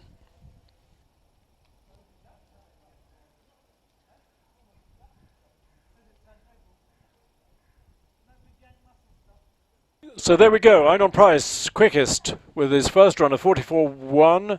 Matthew Ryder did a 44.87. Alex got into third place. He's on the bottom step of the podium with 47.06. Sean having a testing day, really, 47.75. Adam Greenan, the two Greenans, very close together, 48.42 for Adam, 48.74 for Andrew. Pete Tatham, a good run, 52.4 in the OMS. Peter Thurston in the Mallock, not far behind with a 54.38. Tony Cotton, why isn't... Oh, no, beg Peter's pardon, he did a 53.4. Tony Cotton did a 53.54. Good run in the Delara. Rodney Isles in the 4C, 53.9. Then Paul Howes in the fearsome Porsche, 53.96. Kevin Craven in the Swallow, 54.01. Mike Bainbridge in the Ensign, 54.12. Paul Alexander, 54.27. And Matt Clark, brilliant run in the Mini, 55.03. Excellent. I'm not sure if we're going to get any third runs. We're not. So effectively, that's the end of our meeting here at Prescott. It's the end of hill climbing at Prescott this year. We've ended on a wet note, but no harm done, and we are back tomorrow. So I'm getting ahead of myself. But Einon is going to take the privilege of a tour d'honneur, a run up the hill to wave at the non-existent crowd. But I'm sure the marshals will wave and applaud cheerfully. And we're back again tomorrow. Weather forecast still isn't brilliant. I think it's more of the same, but maybe there'll be a dry run later on in the afternoon tomorrow. But hill climbing is fun, whether it's wet or dry. Thanks for watching. We'll just watch Einon having his tour d'honneur. Thanks, as always, to our marshals. Don't forget to like and subscribe. Get lots of reruns whenever you'd like to see it all over again. Thanks for your messages from all over the world.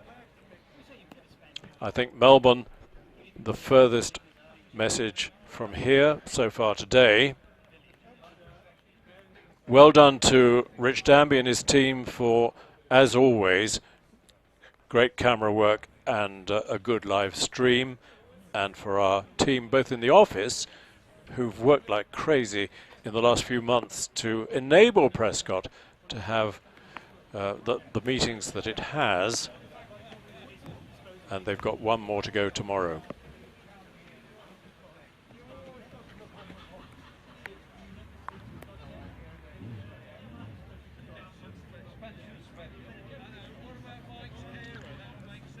So if you're sitting at home on the sofa, stand up and give a wave and a cheer to Einon Price for a brilliant run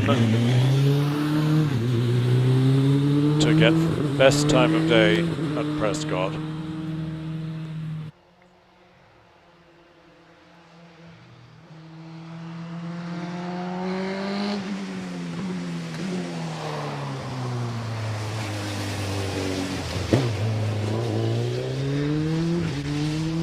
Really demonstrating the effectiveness of these small, lightweight carbon fiber or space frame racing cars with the motorcycle engines. It really has made huge changes to the competition in the hill climbing. So congratulations to Einon, 2 great runs today.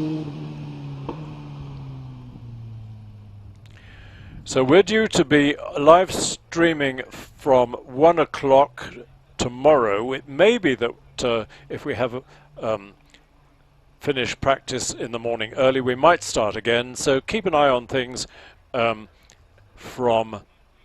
12:30 or so. Paul Danby, thanks Paul. Tidy run, Einon. Almost had it sideways. Kept it on the island nicely.